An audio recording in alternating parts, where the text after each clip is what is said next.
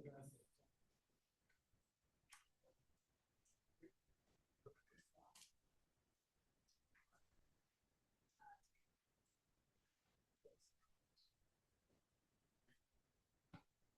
evening, everyone. I want to welcome you to the February 9th meeting of the City Planning Commission. My name is Jeff Carson. I'll be serving as chair of tonight's meeting. I'm going to make a couple of introductions before we get started. First off, commissioners here in the chamber with me tonight, Commissioner Dwayne Beth on my left and Commissioner Aaron Ward on my right. Online, we have Commissioner Mark Mueller, Vice Chair Karen Jones, and Commissioner Jim Ernst. Along with us tonight, we also have Unified Government Planning staff, Rodney Lucas, Mari Monheil, Osiris Espinosa, Byron Toy, Rose Morris, and we also have Unified Government Legal Counsel Michael Farley with us. So with that, I'm going to turn it over to Rose Morris, who will run through the opening statement on how we're going to run the meeting tonight, and we'll get started. Thank you all. Okay, welcome to the meeting of the City Planning Commission. Members are participating remotely by Zoom or in person in the Commission chamber. Mr. Jeff Carson is serving as chairman this evening.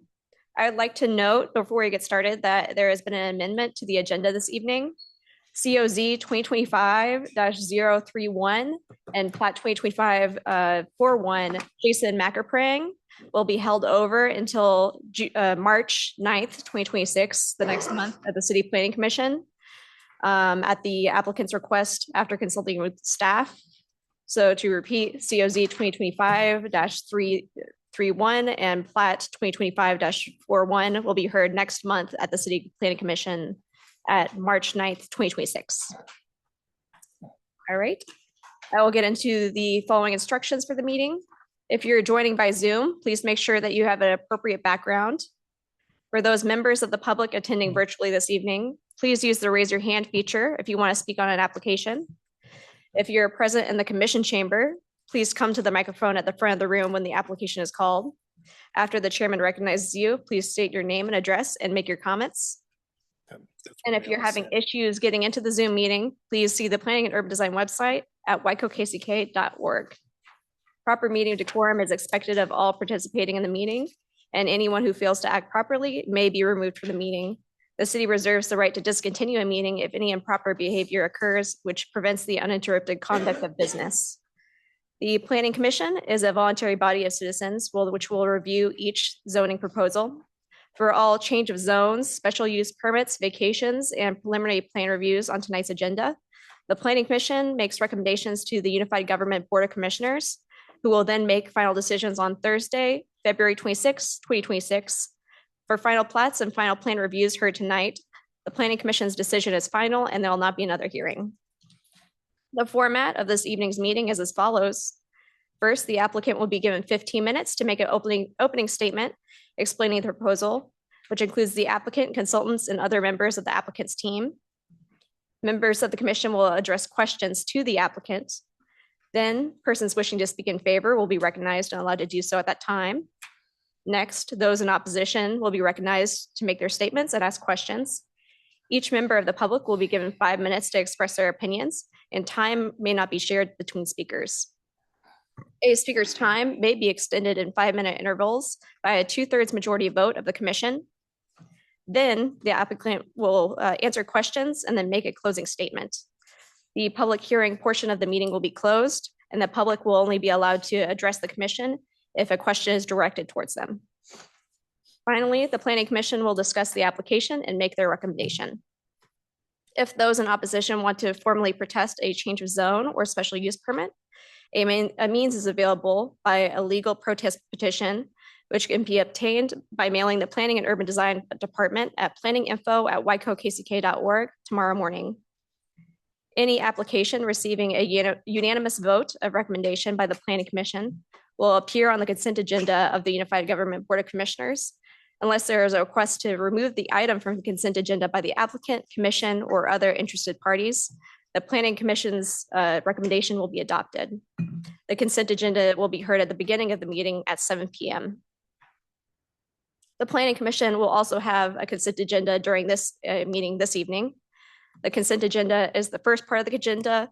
The items on the consent agenda are final plats, final plans, special use permit renewals that have received a staff recommendation to approve.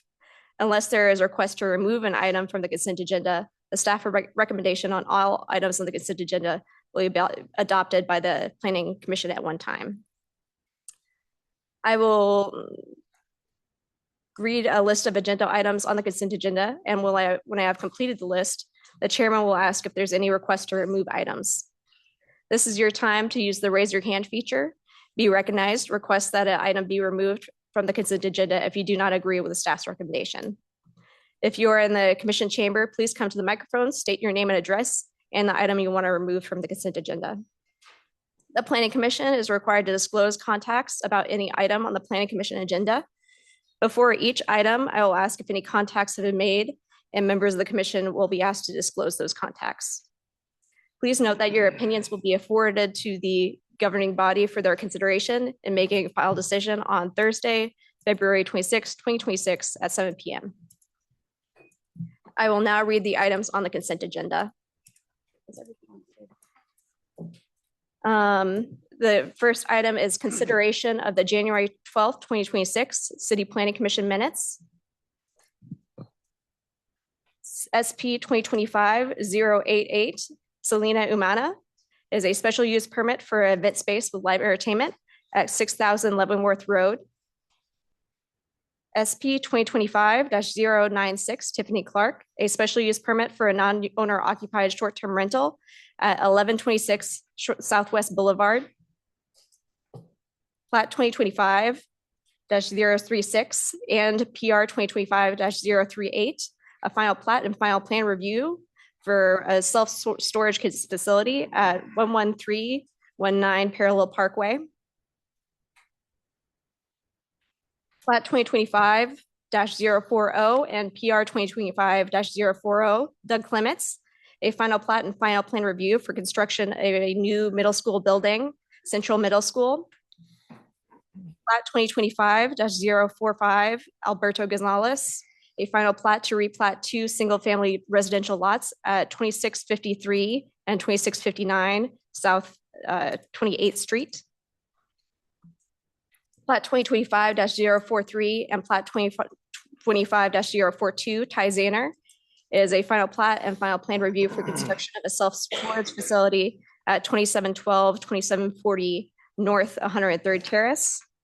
And PR 2025-044, Keith Davis, a final plan review for a building addition and roof expansion for a fiberglass manufacturing facility, Owens Corning at 300 Sunshine Road. The items I have just read are on the consent agenda. At this time, does any member of the commission wish to disclose any contacts on any of the items? No. Okay. Please include the following items as record for all the items on the agenda tonight.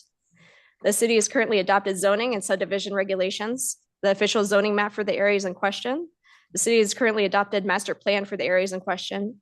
The staff report and attachments dated February 9th, 2026. The applications and other documents, plans, pictures, and maps submitted by the applicant and furtherance of the case, the notice in the Wyandotte Echo, and the notices to property owners. The commission will vote on one vote in these items unless any requests that an item be removed from the consent agenda. Rose, could you move Commissioner Easterwood over to as a panelist? And please let the record show that Commissioner Easterwood is present. Will do. All right, the consent agenda is before you, commissioners. Do you have any item that you wish to remove? Mr. Ernst. I do not wish to remove an item. I wish to mention again, I appreciate the judicious use of items on the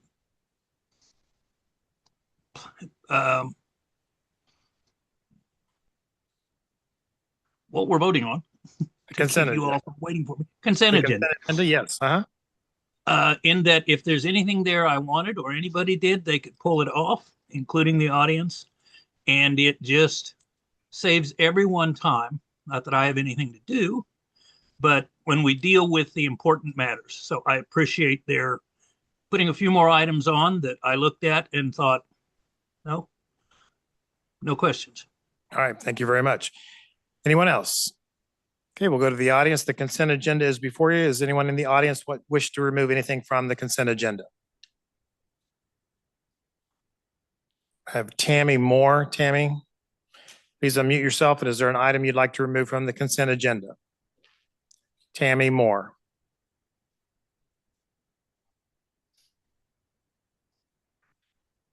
Okay, seeing nothing, I'm going to go ahead and entertain a motion to accept the consent agenda as presented. Mr. Jones, Motion to approve the consent agenda as presented, all 10 cases. thank you. Motion to approve the consent agenda as presented, made by Commissioner Jones. Is that a second, Commissioner Ernst? Yes, sir. All right, thank you. Any discussion? Seeing none, roll call, please. Ward, Aye. Beth, Aye. Ernst, He's Was it an saying aye? aye. He's saying aye. Jones, Aye. Moeller, Aye. Easterwood. Aye. Okay, motion carries 6-0. All right, thank you. The special use permits, SB 2025-088 and SB 2025-096 will both be heard at the next Board of Commissioners meeting, which is on what date, Rose? September 26th, I'm sorry? or February 26th, sorry. All right, that's what, I'm thinking way ahead of all time. right, thank you. February 26th at 7 PM before the Board of Commissioners in this room. Thank you.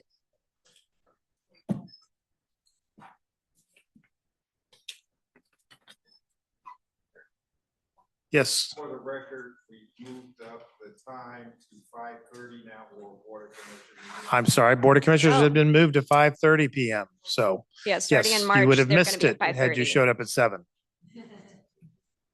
Okay. So our next application tonight is SP 2025-094 Eastside Storage LLC. It is a special use permit for a battery storage facility at 8900 Metropolitan Avenue with also PR 2025-039, a preliminary plan review for a battery storage facility.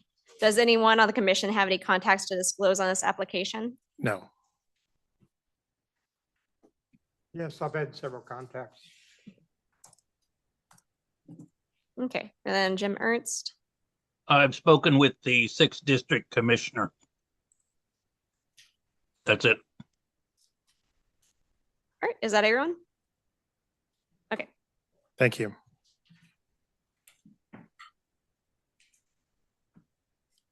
Is the applicant here? Mr. Name and address and tell us what you would like to do here. Hello, my name is Josh Scogan. I'm with Accelergen Energy. I reside in Minnesota at 1436 Rocky Point Road, Nisswa, 56401. I'm with Accelergen Energy. We are developing the Eastside Energy Storage Project, which is an energy storage facility up to 300 megawatts in size, 4-hour duration, near the intersection of Interstate 435 and Cod Drive. I do have a presentation here tonight I'd like to walk through. Thank you for the opportunity tonight to give you a little background on myself, the company, and the project and what we're proposing to do. So first slide. Does anybody want a copy of this as I walk through it? I do have hard copies. Just let me know. I'll take one. Okay.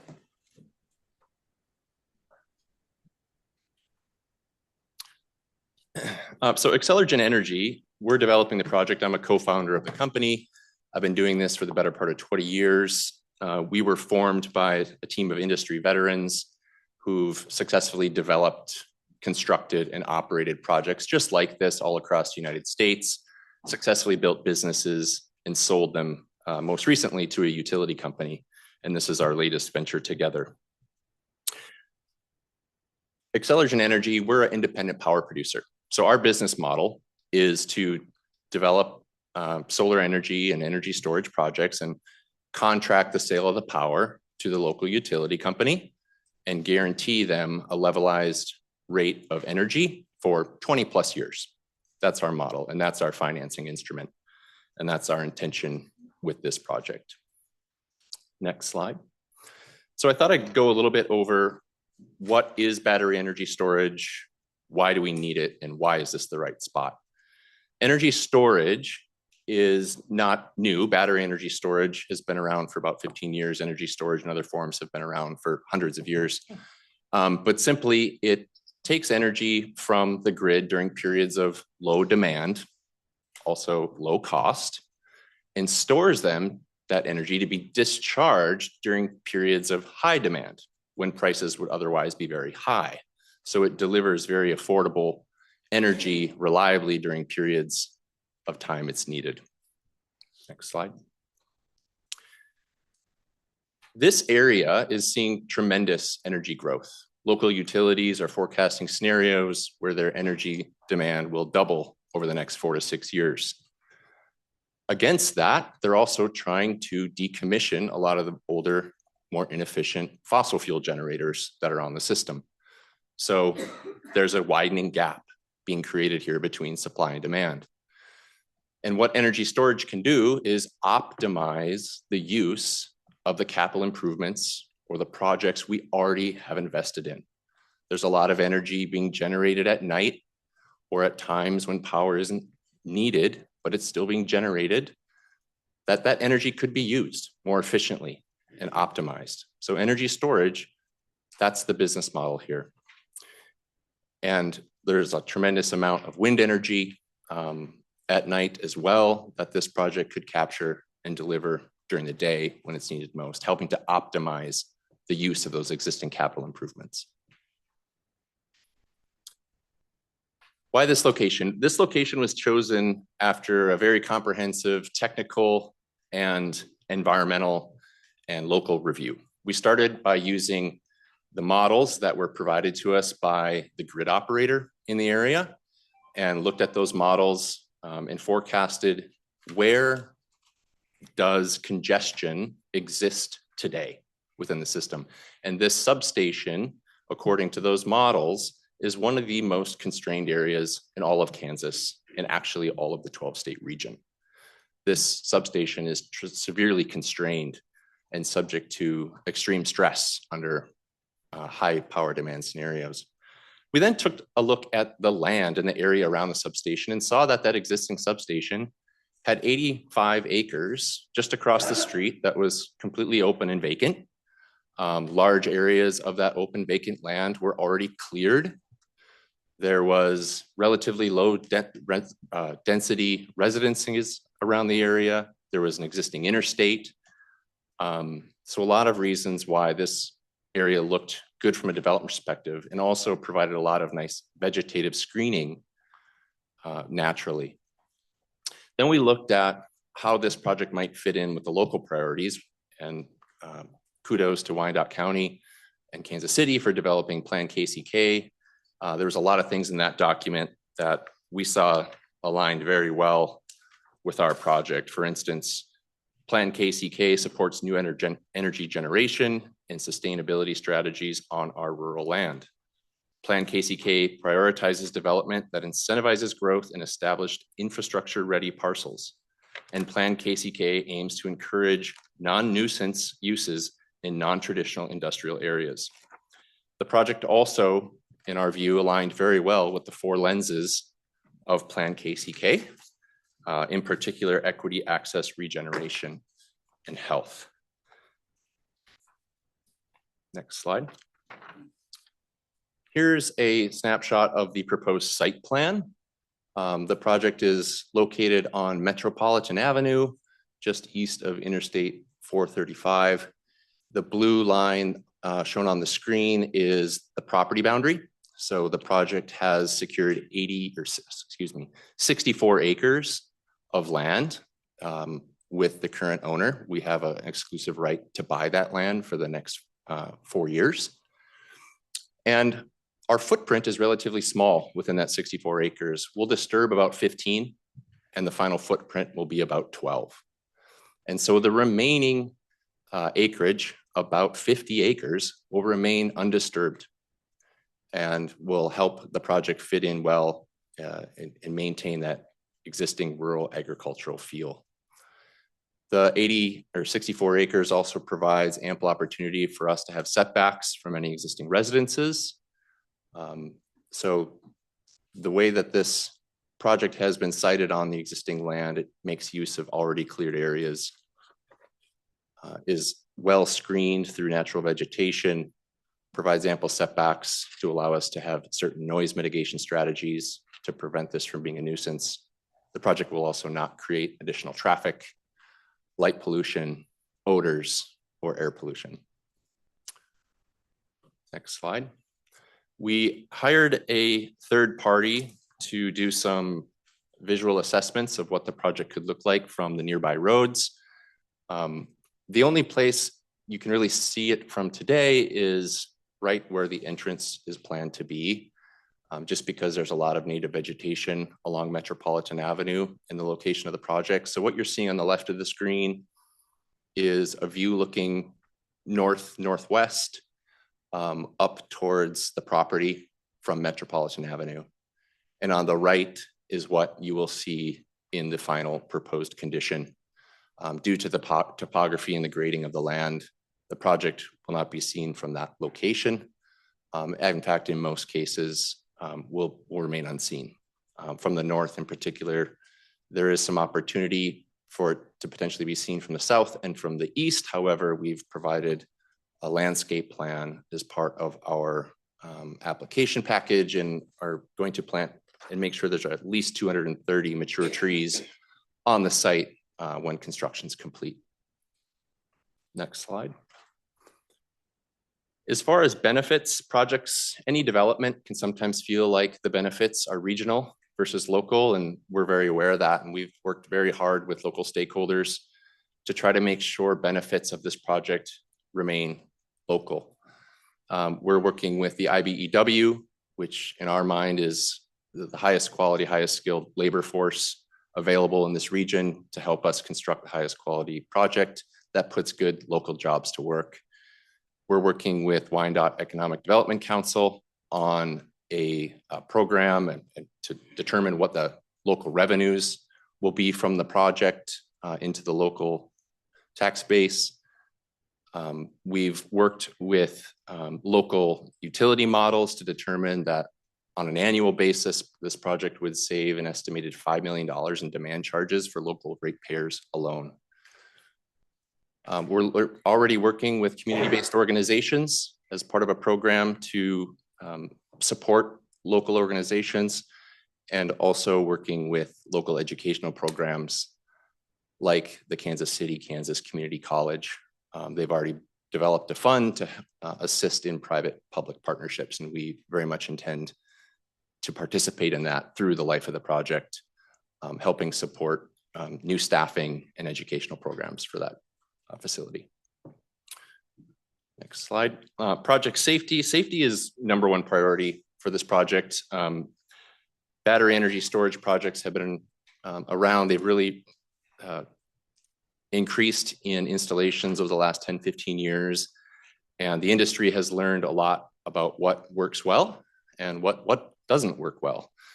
And there's a multi-layered consideration of all the things that have been done to improve. And what this graph is showing on the left, the darker turquoise bar is the number of incidents, or, an incident doesn't necessarily mean an emergency event, but some sort of incident that resulted in a failure of the system, relative to the green bar, which is the quantity of installations. And what you've seen in the last 5 years, primarily due to increased codes, battery management versus battery monitoring, 24/7 monitoring capability with machine learning and predictive analytics, identifying issues before they become problems, emergency response plans, the way that these technology is manufactured in highly controlled manufacturing facilities versus in the field. All of those things have contributed to what you're seeing on the far right, which is a year-end 2024. The year-end 2025 has not come out yet, but the year-end 2024 is showing that the installations have just skyrocketed, but the amount of incidents has gone to be extremely rare. And that's because of the technology that we've all relied on and have come to trust. We put them in our pockets and plug them in our phone every night, or in our homes every night. We use power tools, and we even come to trust our electric vehicles and plug them right into our own garages. Next slide. This project has been engaging with the project team, Accelergen Energy, has been engaging with local stakeholders and neighbors. We started that effort in earnest about 6 to 7 months ago, including door knocking campaigns, open houses and neighborhood meetings, meetings with local planning staff, meetings with community stakeholders from some of the partnerships I've mentioned. We've learned a lot from that about what matters and what are the priorities of this community. And that's all been taken into consideration and is now reflected in the proposed site plan and the proposed conditions of approval that are being recommended here tonight. Those conditions of approval were proposed by Accelergen Energy in response to the concerns and questions we had heard through all that community and stakeholder engagement. Some of the things that really resonated at a hyper-local level were improvements to the local roads. Before we start construction, or the very first thing we do will be to improve the roads from Cod Drive leading up right to the project site. At a minimum, a typical rural cross-section, if that's what makes sense for the local community in the area. I've had conversations with Public Works around that, and very much excited about the prospect of working with them because they have some concerns about those roads as they exist today. We recognize that. And then any damage done to those improvements or other local roads during construction, we would hold ourselves accountable for and fix that prior to having a certificate of occupancy. The other one was the fact that we have secured all 64 acres for the project, and we're going to be putting a deed restriction on approximately 30 of those acres, preventing any development for the life of the project. So there was some concern from neighbors who lived immediately south across Metropolitan Avenue, and we heard that. And so immediately following the meeting in January, we worked with the landowner and have now secured a purchase right to buy that land and put a deed restriction on that. And I think that's one of the top conditions of approval in the permit tonight. There's other concerns that we heard, and there's a couple pages here. Across the board, we're going to try to maintain that agricultural setting, partnering with local partners. We've met with your leadership at the fire department a couple times and have followed up. They have a draft of an emergency response plan that we'll be developing with them prior to commencing construction, and that will include training and providing the resources they need in order to manage this project effectively with us. And we'll also do annual ongoing training with the fire department at a minimum for the life of the project, making sure the project is maintained up to code, that emergency response plan, all lessons learned are put into that, and new versions are published at least annually. We're not going to be using any toxic heavy metals. I don't want to go too technical here, but their lithium ion batteries are a description of an umbrella of technologies. There's two primary technologies below that. Some of them are heavy metals based, nickel, cobalt, manganese, and others are just lithium phosphate. And that's the technology that we're going to use. We're not going to be using heavy metals or toxic metals on this project, which aligns very well with the sustainable mindset of the project itself. Decommissioning is another big one. That's a safeguard for the community. It's not our primary plan. We are committed and holding ourselves accountable. When the project life is done, we will fully decommission the project, remove all the facilities and restore the land to its existing condition, do all the necessary testing to ensure that the project site is not a brownfield when it is handed over and returned to its current zoning, or at that time, if we want to convert it to a rural ag zoning in accordance with the comprehensive plan, that would work for us as well. But the decommissioning plan provides a safeguard for the community that contractually, if Accelergen Energy were to fall off the earth, the community would have a bond in place to call on to have the funds made available to it to decommission the site. So ensuring that that does not happen. Next slide. I think there's maybe a couple more here. Some other concerns, there's recent learnings in the industry that we're applying. We're not going to be stacking these enclosures on top of each other. They'll have a profile of about 8 feet in height. We're not going to be placing these in an indoor facility. They will be outdoor facilities. The industry has learned some very hard lessons in that regard, and we're holding ourselves accountable to those lessons learned within the conditions of approval. And the other one, during some of the neighborhood meetings, we heard folks, some of these folks don't have internet in this location, and we will require a dedicated fiber line to the site. And so we're going to work in good faith to use commercially reasonable efforts to oversize our line and make that line available to residents in the area.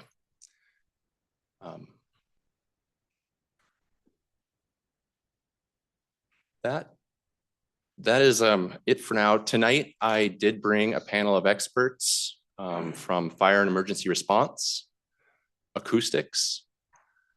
I brought folks from economic analysis, and I've brought folks on impacts to property values. I brought a panel of experts in all those regards. If there's any questions folks have and want to dive into that, we can call upon them tonight and make themselves available. Okay. Is that it? That's it. All right. Thank you. Questions for this applicant? Commissioner Ernst. I'm very happy this is at the front of the agenda, Jeff. Aim, please. I had to laugh when you said that 2005 statistics weren't available. And it's not that I don't believe you, but 2005 would account for the big fire this last year in California. And I wanted to get your take on that. I know Moss Landing was probably different technologies, but it does raise a lot of serious questions. Redoing the road, that's a wonderful thing. A little curious about how wide the access road is up into your area, because if the fire department has to come, that's where they will have to get there. The one thing I want to ask you, the rest are for staff, I think, is the ecological review, Kansas Department of Wildlife, was submitted with the wrong information, and you may or may not be aware of that, as to the location. And so what they were looking at was not where the site is going to be, is my understanding. Can you tell me how that happened?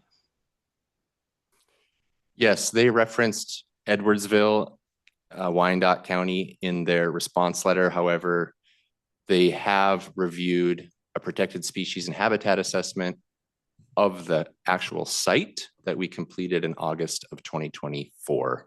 And I followed up with my consultant to get that clarification made with the Kansas Department of Fish and Wildlife. Might require another question, because as of today, they said they had not finished it. And that's what I was going to talk to staff about, but they had not. Why don't we go ahead and get you an answer to that right now so we don't lose track of that. Byron, do you want to make a comment about that? Thank you, Mr. Chairman. Byron to the Planning Department. We did receive an email from the Kansas Department of Wildlife and Parks pertaining to correct the area, the legal description that was provided for the project was on the west side of 435. Therefore, a new report would need to be done on the east side of 435, because they again referenced the west side of 435, which would be in the city of Edwardsville. So a new report would need to be done if one was to recommend for this project. All right, and you'll have an additional stipulation in the staff report when we get to your comments. Is that correct? Yes, that's correct. All right, thank you. Commissioner Ernst, anything else? Other than his take on the fire, which required the evacuation of 6,100 acres, I believe. These are serious things we're dealing with, and you know that. I don't want to lecture you, but there is a reason we received probably 10 letters of opposition from the neighbors today, and that other people are against it. We got 3 letters in support, none of which were from Kansas City, Kansas, even though one lady said she lived in Wyandotte County. She lives in Topeka. I wondered your take on the fire, Moss Landing. Yes. Yes, thank you. Yes, the Elkhorn facility in Moss Landing, a fire occurred in January of 2025. I think the most frustrating with that thing, that event, is that it wasn't prepared. That is a globally unique facility. Number one, it was located inside a building built in the 1950s era that was not properly up to code or well ventilated or provided the necessary access for emergency responders to get into and work around in the event an emergency occurred. So that's number one. Number two, they did stack the containers because land in that part of the country is very expensive and not readily available. The developer thought it would be smart to pack in more batteries into that location by stacking them on top of each other.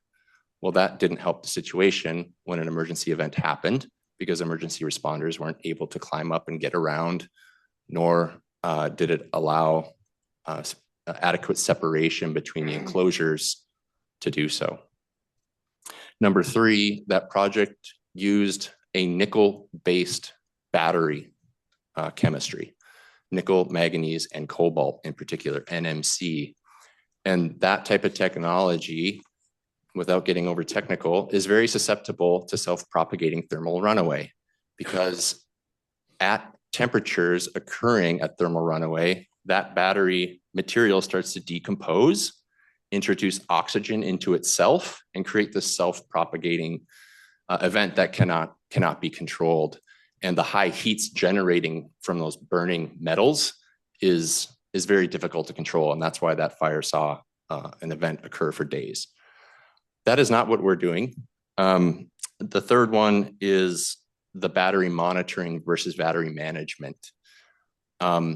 Battery management has come a long way. That facility, with oversimplifying it, was closer to a battery monitoring system versus a battery management system. And battery management systems basically allow us to plug in our phones at night and walk away and sleep with them right next to our bed without worrying that phone is going to catch fire, because the battery management system opens a switch once a certain charging level occurs and prevents overcharging and overheating of the battery.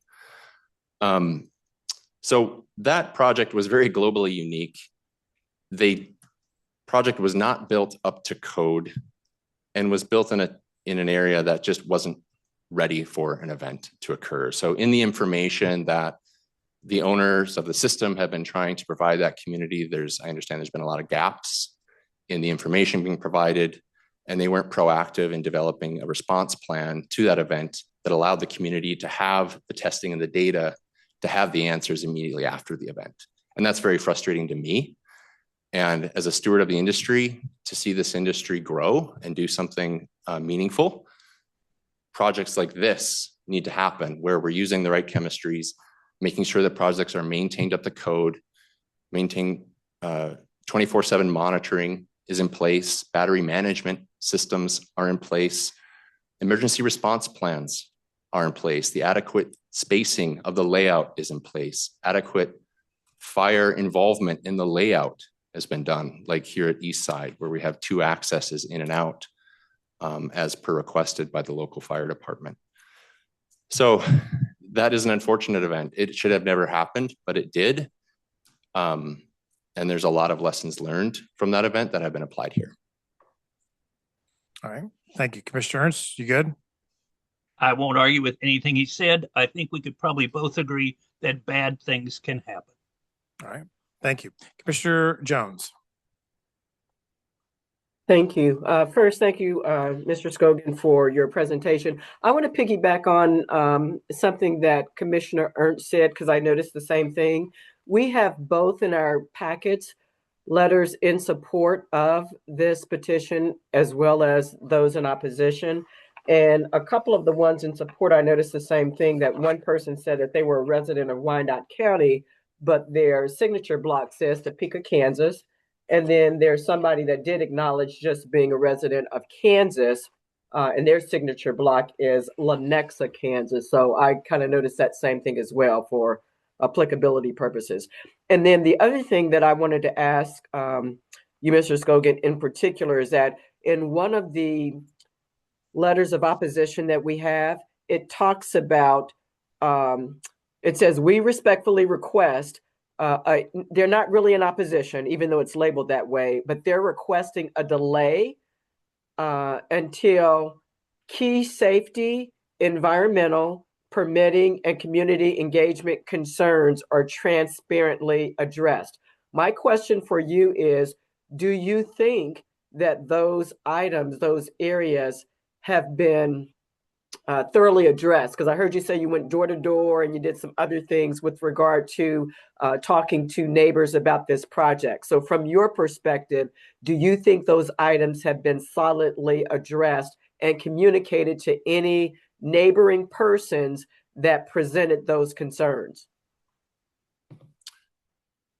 Thank you for the question, Commissioner. I would start by saying we feel that we are being very proactive in addressing the concerns, and rather than try to negotiate or get away with something in not developing the highest quality safest installation possible, we proactively offered conditions of approval to the planning staff of Wyandotte County, each particularly drafted to address the concerns we've been hearing over the last 6 months. So yes, we do feel that the concerns have been addressed, and we feel that we've gone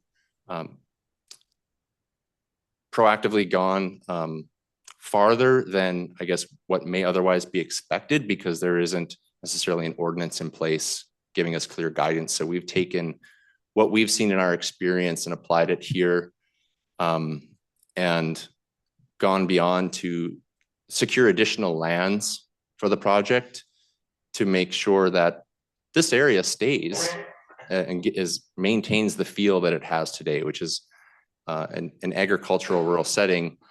And this project, when final, will not be seen, heard, will not create light pollution, traffic, odors, air pollution, and it will maintain the majority of the 65 acres undisturbed for the life of the project. So yes, we do feel that we've addressed these concerns adequately. Okay, and then just one last question real quick. Then I hear you on the decommissioning and then also the area not being a so-called brownfield after it. But one of the letters also addressed whether or not, what assurances from your perspective do you think neighbors have that it will be, the land will be usable when you're done with it? Yeah, that's a great question. Thank you. As part of the submittal originally and in the resubmittal, we've worked on that decommissioning plan. That decommissioning plan, as far as we're concerned, is a contract to the county and what we will do once the project life has reached an end. And that includes fully removing all installed facilities, regrading the land to its existing condition, and restoring it to its current state. And that's all within that decommissioning plan. A third-party engineering estimate has been provided of what the cost of that activity will be. And Excelergen will be posting a bond in that amount, having Wyandotte County as the beneficiary of that bond prior to being awarded a building permit. So those are the assurances we've provided. That's also restated in the conditions of approval. Thank you for that response. I appreciate it. I'm good. All right, thank you. I have a couple of questions, and I'll go back to Commissioner Ernst because I see your hand is back up. You mentioned the grid operator before. Who is the grid operator?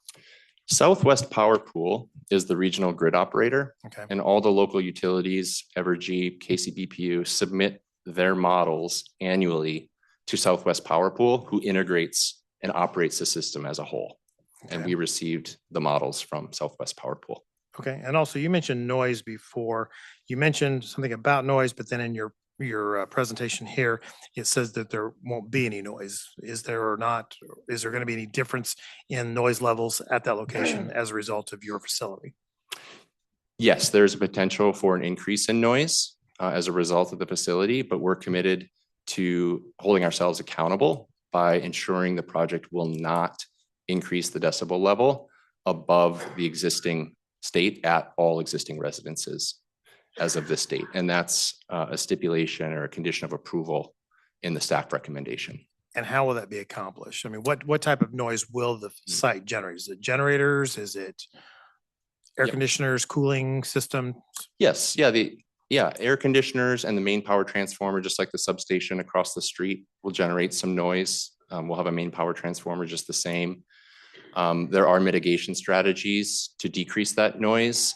A lot of these enclosures now have those air conditioning and thermal cooling and transformer units inside the containers and separated from the battery cabinets as a sound mitigation. There's also throttling of the air conditioning fans that can be done based upon the system environment. And lastly, what we can do is install sound mitigation barriers, like a mitigation wall around the perimeter. It's something that we've done on other projects. It would be an aesthetically pleasing wall that would help further screen the project, an earthen tone, something maybe stamped concrete, think of something like that. And that can further decrease that. And if we can't achieve that, we'll hold ourselves accountable to not being maintaining or meeting the conditions of approval. All right, thank you. We go back to Commissioner Ernst.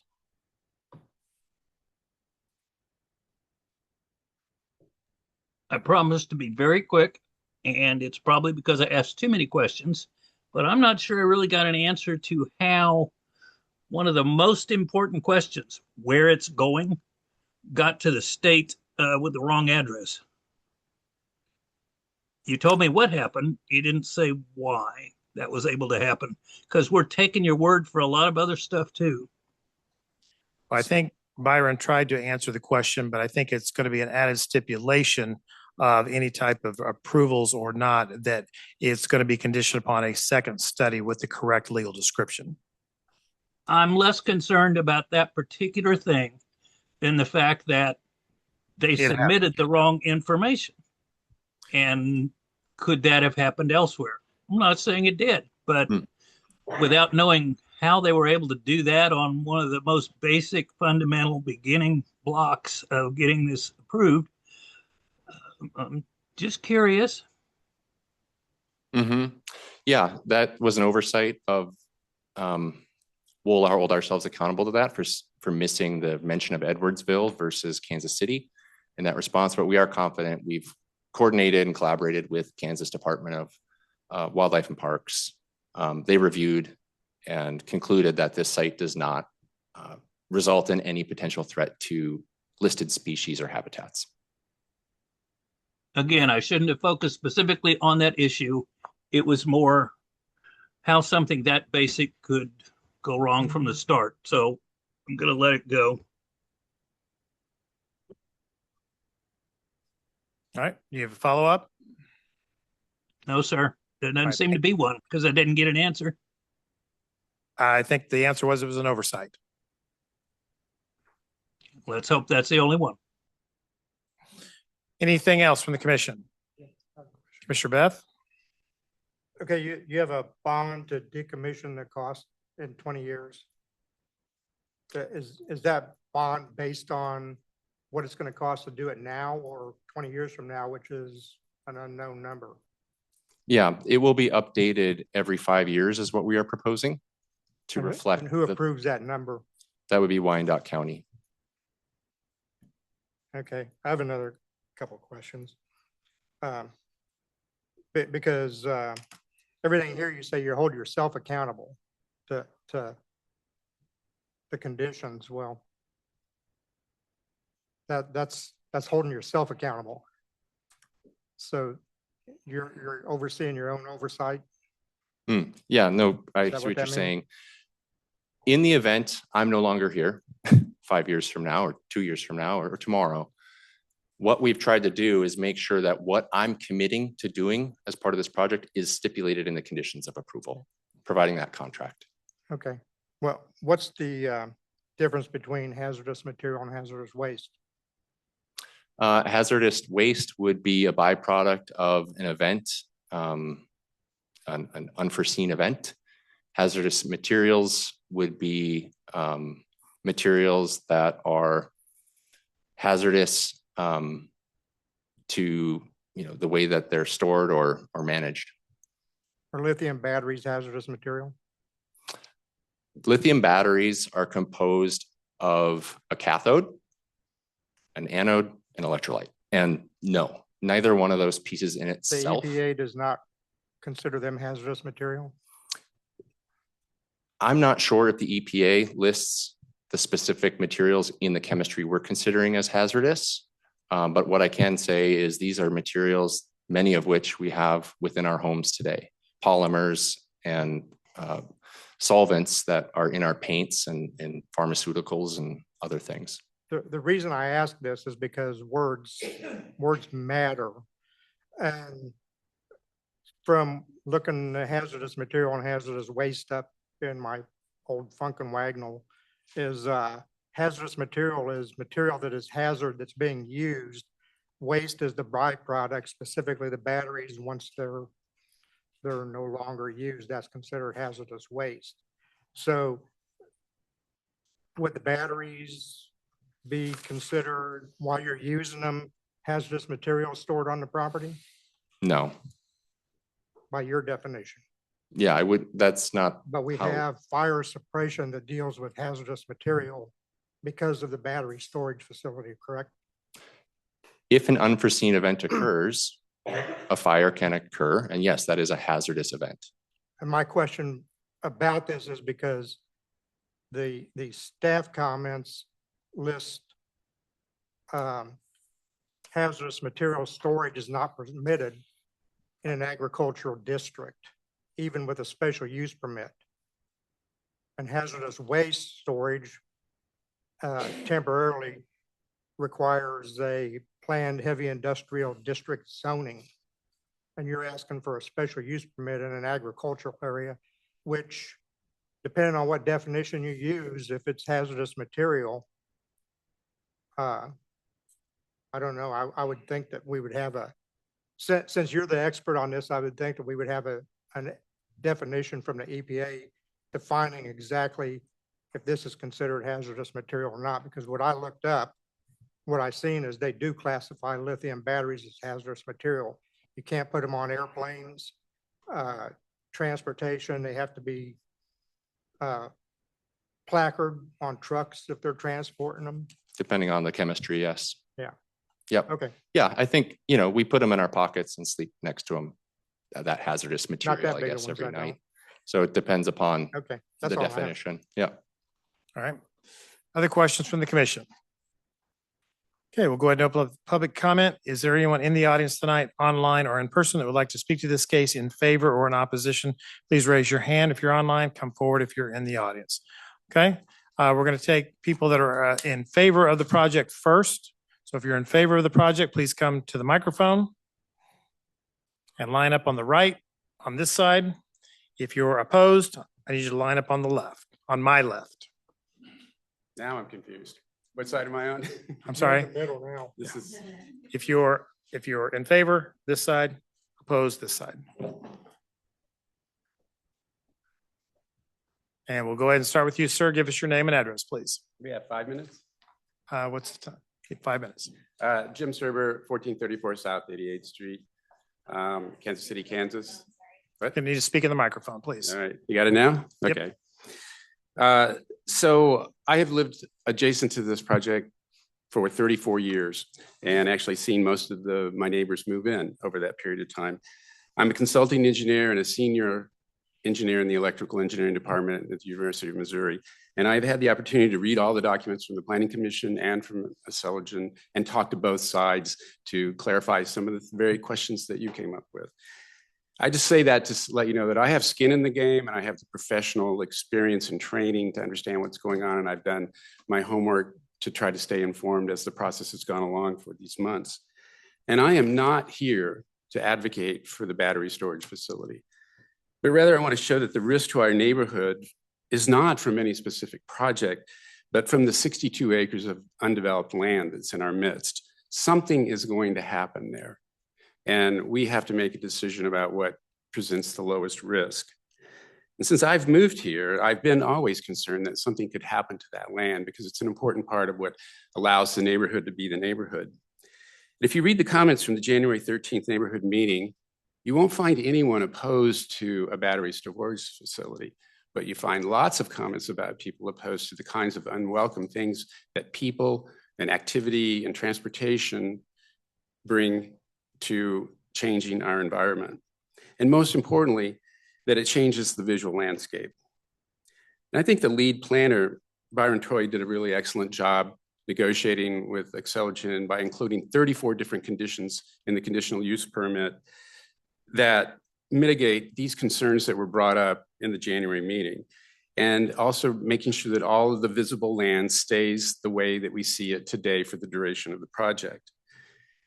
Under the current terms, the project can't be seen or heard, and the current landscape remains as we have it and want it today. So since the neighborhood does not own the property, we can't really dictate what happens to it. We can only offer preferences on how it gets developed or what happens. If we turn this best project away, then we'll have to return to this chamber again and again and again until we finally lose. And if we accept this best project, then we're going to get the one thing that we valued the most in the neighborhood meeting, which is no visual change. My property abuts the east project border, and David Fromm's property abuts the west project border. And we have come to the conclusion that the county planner has negotiated the best deal that we will ever get in this particular situation on this particular piece of land for the duration of the 20 years. And that holding out for something better is not worth the risk. What I have kept hearing over and over when I would speak to my neighbors is, I would much rather have this than an apartment complex or a battery charging facility or all of the other things that have been considered there. So we have spoken to 8 additional parcel owners surrounding the project who have come to the same conclusion. So there are parcel owners on the east and the west and the north that are not opposed to this project in the terms that I have stated. So our collective group of 10 parcels and the letters of support that you received in the county that are not opposed to the BEST project, and we recommend approval of this preliminary plan based on the 34 conditions that are in the conditional use permit. We also understand that this is not an us against them sort of a situation, and our neighbors may have assessed these risks to be very different. And of course, they should be heard as well. Thank you. All right, thank you. Next. Yes, sir. Name and address. Commissioners, Wade Kiefer. I'm on 12518 South Clinton Street, Olathe, Kansas. I'm with IBW 124, the International Brotherhood of Electrical Workers, representing over 3,500 electricians and over 400 in Wyandotte County. We're here speaking in support of today's, today's project. We've never seen me up here because rarely does a developer come and speak to the local workforce and sign an agreement. They will use local labor and local business. There were a lot of concerns on safety. That's very fair. IBW, we consider ourselves the gold standard. Everyone spends 5 years in school and we spend an entire year learning code. I can ensure this will be built with quality. It is a great job project for apprentices to learn. Everyone will be on a 1-to-1 ratio, so it'll be 1 journeyman, 1 apprentice, could be up to more, no less. Other than that, a project like this is good for grid reliability, resiliency, and again, thank you for your time and we ask for your support. All right, thank you. Yes, ma'am. Hi there, my name is Emily Wolf, 4171 Eaton Street, Kansas City, Kansas. I'm a lifelong resident of KCK and a member of the Kansas Local Power Network. As I know, we're all well aware, the energy industry is going under unprecedented changes. So it's crucial that we embrace new technologies to ensure we have access to strong, reliable, and affordable energy. But as a lifelong resident, I'm well aware that I feel like in KCK, we sometimes certain developers want to, take advantage of our links. So I think people's concerns are very valid. And I think if this project does go through, it's crucial that we make, our residents' health and safety a top priority. And I think more than that is also, in addition to that, not more than that, is that we have a community benefits agreement. So the tax revenue from this project truly benefits and goes to community members and especially local neighbors who are going to be living near this project. And as a member of the Kansas Local Power Network, we have connection to a lot of different experts and resources. So if you'd like more information or connected with someone on a specific topic, please let us know. Thank you. Thank you. Chairman Carson, Commissioners, UG staff, I'm Greg Kendall, President of the Wyandotte Economic Development Council and KCK resident. We support the request by our Siligent for the East Side Storage for a special use permit at 8900 Metropolitan Avenue. I too want to begin by thanking UG Planning Department staff for their detailed review and collaboration. Particularly, their attention to safety, site design, and operational standards has strengthened this proposal from where it started and reflects the level of diligence I think that you all expect. From a land use and planning perspective, this is a low intensity compatible use, particularly when compared to alternatives for the site, as you kind of heard, such as a residential subdivision or higher intensity commercial development.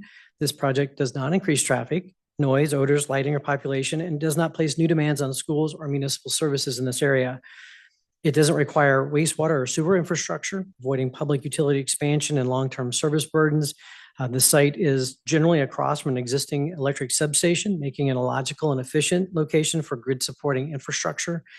The site design reflects, I think, thoughtful planning. Siligent has agreed to purchase the entire property at this point and place the facility more centrally, increasing setbacks and minimizing impacts to the neighbors, keeping in mind that the facility is less than 10 feet tall.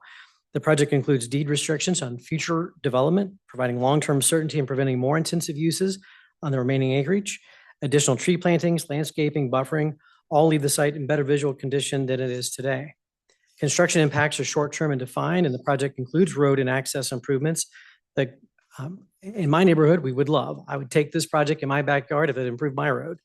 We appreciate the applicant and staff's efforts to extend internet service to properties within 1,000 feet, something I also could use, which provides a tangible community benefit unrelated to the facility's operations. Operational, we do believe that this is a quiet, low-profile facility with no daily workforce or customer traffic.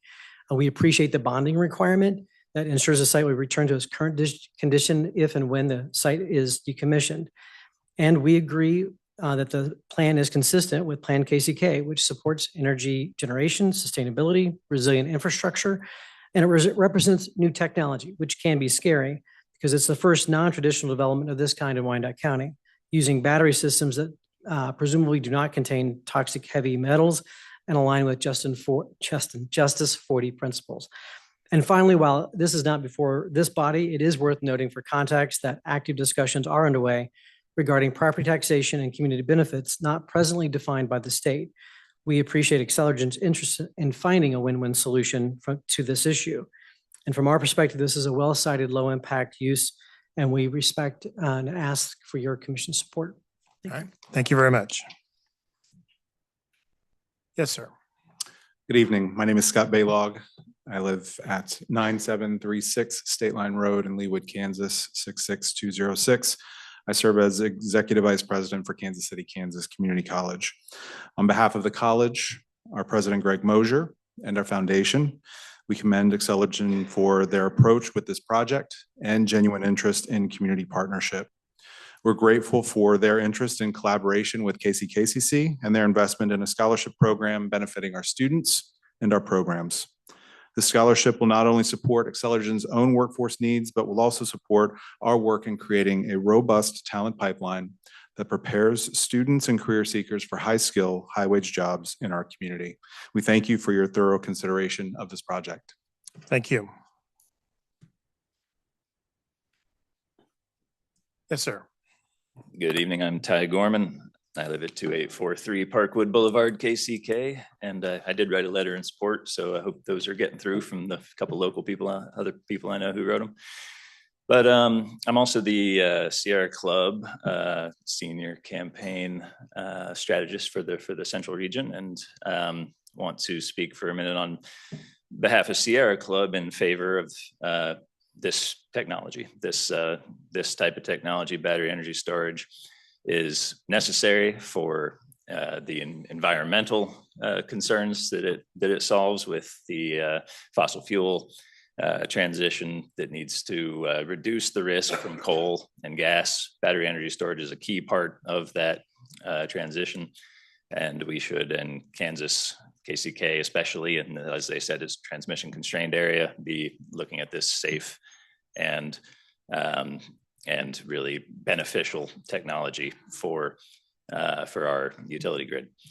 The Southwest Power Pool that was mentioned specifically really values storage to make sure that all of the renewables produced west of here can be used when they need to be used. And so these types of storage projects are really needed to make use of the clean energy that we already have built in Kansas. Also want to, from a perspective as a resident, kind of plug the, well, I'll say that in advance of Rise for EJ, Representative Beto coming to speak, support some of the concerns about this project. For example, as I think these concerns go for all UG economic development projects that I've seen since I've lived here for many years, the development agreement needs to be transparent, specific, enforceable concerning the local economic benefits that this project will bring, and the jobs, tax revenue, energy savings for us locally, health impacts, these contributions to community organizations locally. These need to be brought out and delivered to the people and be, made transparent so that we can all hold the UG and the BPU accountable for these benefits getting where they need to go to those who need community benefits the most here in Wyandotte. So with this and all projects, I hope you can work with the commission to give the public adequate time for full application materials before the project is finally approved. And this will help alleviate some of the concerns I think we're hearing. Thank you. Okay. Thank you. Yes, sir. Thank you, Commissioners. I'll be brief. My name is Jake Lowen. I am the Executive Secretary Treasurer of the Kansas AFL-CIO. And while myself, I do not have the benefit of being a Wyandotte County resident, I've been asked to be here to speak on behalf of the nearly 13,000 active and retired members of the AFL-CIO who do reside in Wyandotte County. I'm here tonight as a supporter, proponent of this project. Accelergent has committed to using union labor and local companies to build this facility. That means 65 construction jobs right here in Wyandotte County, approximately $8 million in local wages. Clean energy and good union jobs don't have to be in either or, because this project is both. It strengthens our power grid, it lowers energy costs for families, and puts our members to work. In our view, that's a win-win for this community. So we urge you to approve this project, and thank you. All right, thank you. Anyone else want to speak in favor? Anyone online? Okay, we'll go to the folks that are opposed. Go ahead and step forward. Yes, ma'am. Name and address, please. My name is Kelly Hogan. I live at 8919 Metropolitan Avenue, directly across the street. I might need just a little bit more than 5 minutes if possible. All right, we'll talk about that when we get there. Okay. First and foremost, Mr. Serber made his comments. Not everybody in the neighborhood feels the way he does, and he had no right to even make it assumable that we agree with him or anybody else.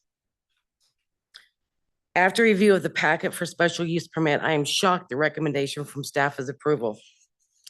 A special use permit for a battery energy storage system may only be approved if the proposed does not harm adjacent property, reduce property value, introduce hazardous nuisances or incompatible impacts.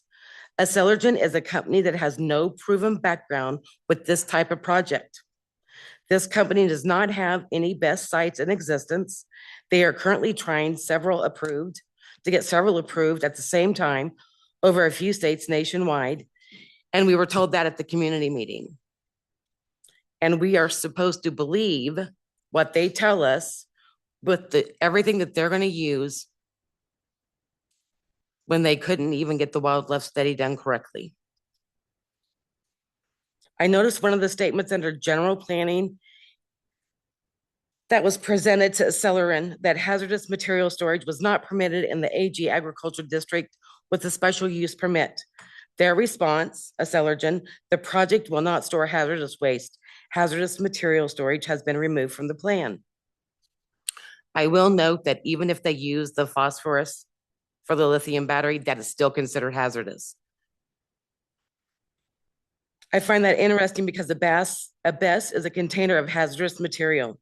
That's the reason it must follow so many guidelines from National Fire Protection Agency and follow hazmat regulations with the Department of Transportation when moving them. A statement from planning, noise mitigation. They plan to throttle. When you throttle fans or surround a BESS with acoustic sound barriers, you're essentially restricting the system's ability to cool itself, which will have very real safety implications. Throttling fans means the system is no longer operating under UL 9540A test condition. If the fans are throttled to reduce noise, then the thermal environment is no longer the same as the one that was tested, which results are no longer valued for real world conditions. A BESS is not just a battery, it's an industrial hazardous material facility made up of multiple subsystems. Statement from planning. What is your emergency plan if there is a battery leak or a spill on the site? If this needs to be asked, it needs to be noted that it doesn't meet the guidelines for a special use permit. The ordinance recognizes that some uses simply do not harmonize with surrounding zoning if a use introduces industrial level hazards into a residential or neighborhood scale area. It does not harmonize. For a BESS, they must adhere to NFPA 855 standard for installation of energy storage systems. The NFPA has listed the following types of hazards: thermal runaway, stranded energy toxics, toxic and flammable gases generated, and that is the same for the phosphate lithium battery, deep-seated fires.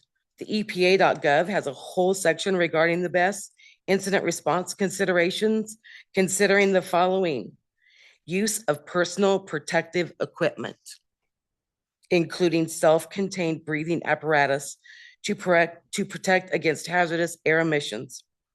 Set an isolation zone for large commercial BESS that is at least 330 feet depending on the site.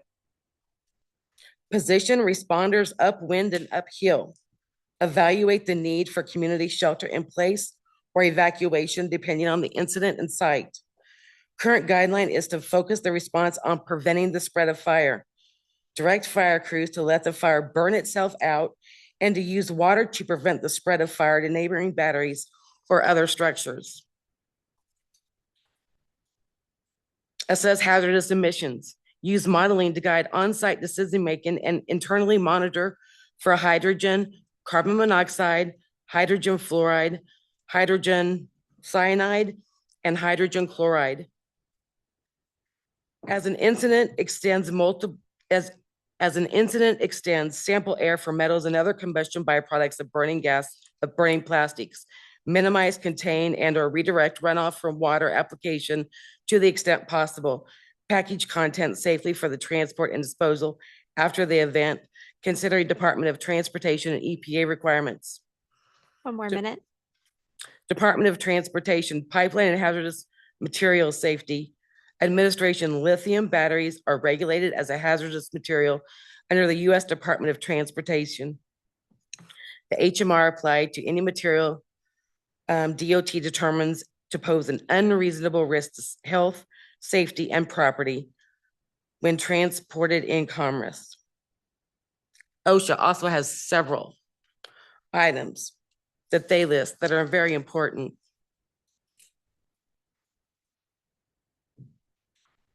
Best fire incidents just this past year. They did talk about the Moss Landing, January 16th, 2025. There was also the Glendale, Peoria, Arizona in October of 2025, and the Warwick, New York, December 19th, 2025. Best fires are not hypothetical. They're happening now. Fires occurs even in highly regulated, professionally managed facilities. There were major utilities with advanced systems. Fires require multi-agency emergency response and disrupt communities. Road closures, evacuations, and prolonged suppression efforts are common.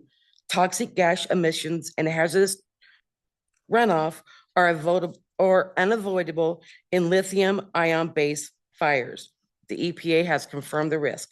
Your These time has in- expired, by the way. How much more time do you need, ma'am? Just a little bit. Well, I'll give you one more minute. Okay. Okay, because I've already got you down at 7 minutes as we are right now. So Okay. I'll give you one more minute. Go ahead. Okay. Statement from planning, the proposed use is not reasonably necessary for convenience and welfare of the public, considering these benefits are solely applicants. While only one half of the parcel is to be developed, having such a facility around single-family home could affect the visual quality and marketability of the adjoining property. They also keep talking about the savings KCBPU customers will have, but there's nothing to suggest that BPU is on board, and if there is, they've lied. At the community meeting, they said that they have talked to BPU, but there are no engagements and there's no agreements. Where someone from BPU to publicly admit they are committing to purchasing this electricity and explain to the taxpayers how this is going to save us money. By their own admission, they are going to be selling electricity to the proposed data center, and data center doesn't pay state taxes, so no money will be generated at the county level. While they are donating money to the local schools and BPU, don't get me wrong, I think it's great. They each get $10,000, but this project isn't even approved.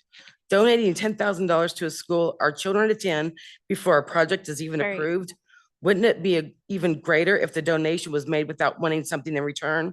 Okay, ma'am, I do have to stop you. Thank you very much. Appreciate your comment. Yes, ma'am. Are you next? Okay.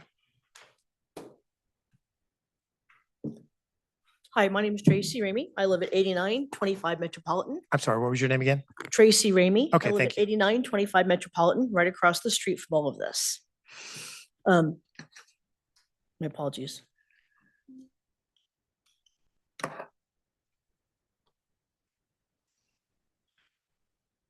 To begin with what Mr. Schubert was saying earlier, I've got all the comments from the last meeting on planning neighborhood meeting on YouTube. I'm more than happy to let you view them at any point in time. I can give you the information. The biggest concern that I heard was not because if it was going to be pretty across the street and maintain the current visual look. I fail to see how this has any positive impact on the community. At the neighborhood meeting, we were told this will not reduce our county residential utility bills. Therefore, they're the only ones to benefit to the tune of multi-millions of dollars, which will be leaving Wyandotte County and Kansas City, Kansas. Nothing they presented provided anything specific regarding a guarantee that BP was interested in working with them. They're only giving vague generalizations and scare tactics regarding the specific need for them as energy needs increase throughout the years. If there is a need for additional power, the BPU has facilities to increase production to meet our needs.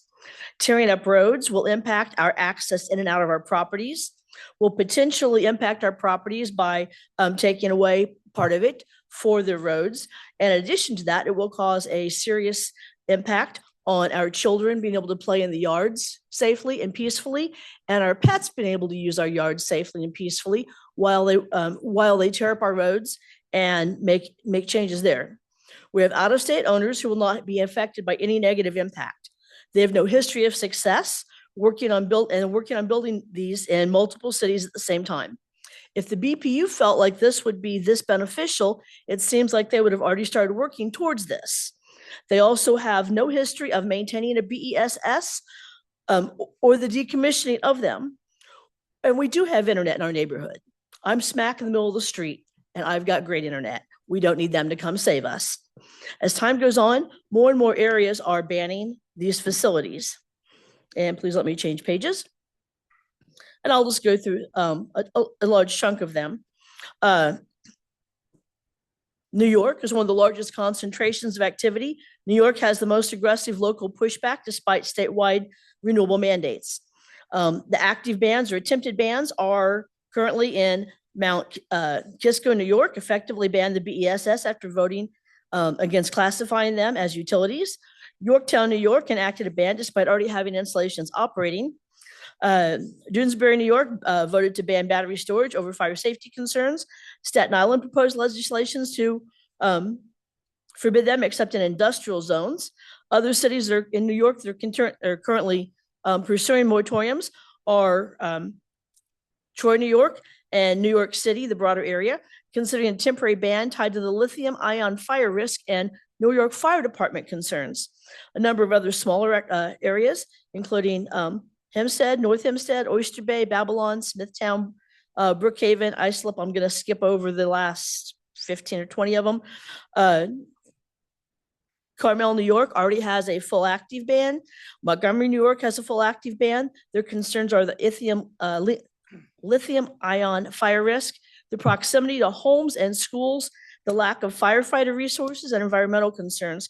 California has just as many. Vacaville has prohibited new grid scale BES and halted approvals. Orange County, there's the number of others, I'm not going to list them all. In Kansas, Halstead, Kansas already has a moratorium. Harvey County, Kansas has a lengthy multi-year moratorium. There is a number of others. I can show you these. You can pull them up. I know you're probably already familiar with them, to be quite honest. I know all of you are very diligent. In conclusion, if there is noise, most concerning a distant low hum, if there are fires, if there are explosions, if there's any other negative impact, the owners are in another state far and away. If you find them, the unified government's going to benefit from that, from whatever hazards they cause, but it's not going to have any positive impact on the neighbors. We still have the fire. We still have the hazardous materials. We still have the constant hum. We still have the destruction. They've already shown that holding themselves accountable has failed with the Kansas Department of Wildlife. So they already have a serious strike against them there. I ask you to deny their application as they have no proven record and there does not appear to be a benefit to the neighborhood or long-term benefit to the community. Thank you. You hit that 5 minutes on the nose. On the nose. Thank you. Yes, sir.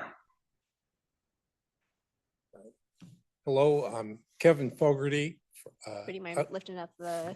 There you go. My name is Kevin Fogarty, and I live at 900 South 89th Street, not adjoining the project, but I'm within a mile. Been there for 20 years. And what I'd like to talk about is the impact to the roads in the area. I know, it's been addressed that heavy traffic should come up 88th Street to Metropolitan, and that road has been, is proposed to be improved. But I'd like to point out that, during construction, there's going to be miscellaneous deliveries. There's going to be ongoing maintenance. It's very tempting to take, 35 and get off at Kansas Avenue and come down 94th Street. And none of our roads are adequate really for the existing traffic. Those roads didn't foresee the kind of density that we have now, as light as it is. It wasn't built for my house, and my house has been there for 20 years. And certainly more heavy traffic on there is going to be a challenge. It's a fairly remote area. It's hard to maintain. I agree. And, we get a lot of illegal dumping because it's remote and nobody checks on it.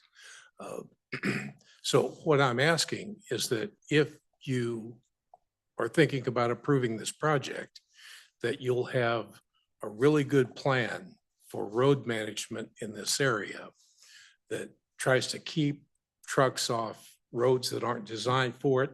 Uh, If someone tried to come down Metropolitan, I mean, it looks like a dangerous road to me. Or not Metropolitan, I mean Swartz.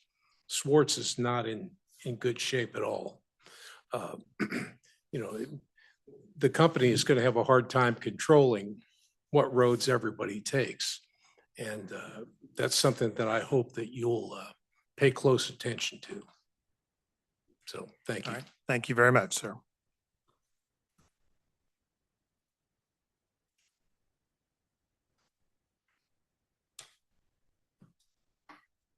Shorter. My name's Teresa Fogarty, and I live at 900 South 89th Street also. So my concern is we haven't seen any of the data that we need the power plants. Also that we were told that this has been in 6 months going. We just found out by neighbors putting a flyer in our door handle for the public meeting 3 days before it. So us that live a little bit broader, because if you really notice, there's not that many people that live connecting, which makes it very, very nice for them to really have a handle on it. There is tons of traffic. Well, Kevin said there wasn't, but for our little neighborhoods, there's a lot of traffic, transient traffic and everything. And so bringing that in is a concern. My biggest concern, is the cleanup. They keep promising, not written. We need this transparency. You said at the meeting, you were going to put in this bond and then you're going to let us clean it up. Where are you going to take the batteries? Who takes big batteries? We can't even get rid of our computers or our other batteries. Where are these big batteries going to go? So, that is a big concern. And they also had mentioned that they're going to use a Korean battery sourcing, but we have seen nothing about how they build those batteries. Are those batteries good, or is this a new company that's building these batteries? So there's a lot of, I think, hidden agenda. It would be great to see real transparency. Josh did a great talk. They served some barbecue. We were allowed to do a lot of talking, but he promised a lot of things so we could see transparencies. And I again had to call to find out if it was even on the agenda, and it did get on there sometime because I had to call the girls and say, is it going to be tonight or not? But please, we're all in this together. I don't know how, I was here last week also, how you all are handling all this right now, but please make them do the transparency. Make them find out if the red snake is over there and the environmental. So thank you for your time. All right. Thank you, ma'am.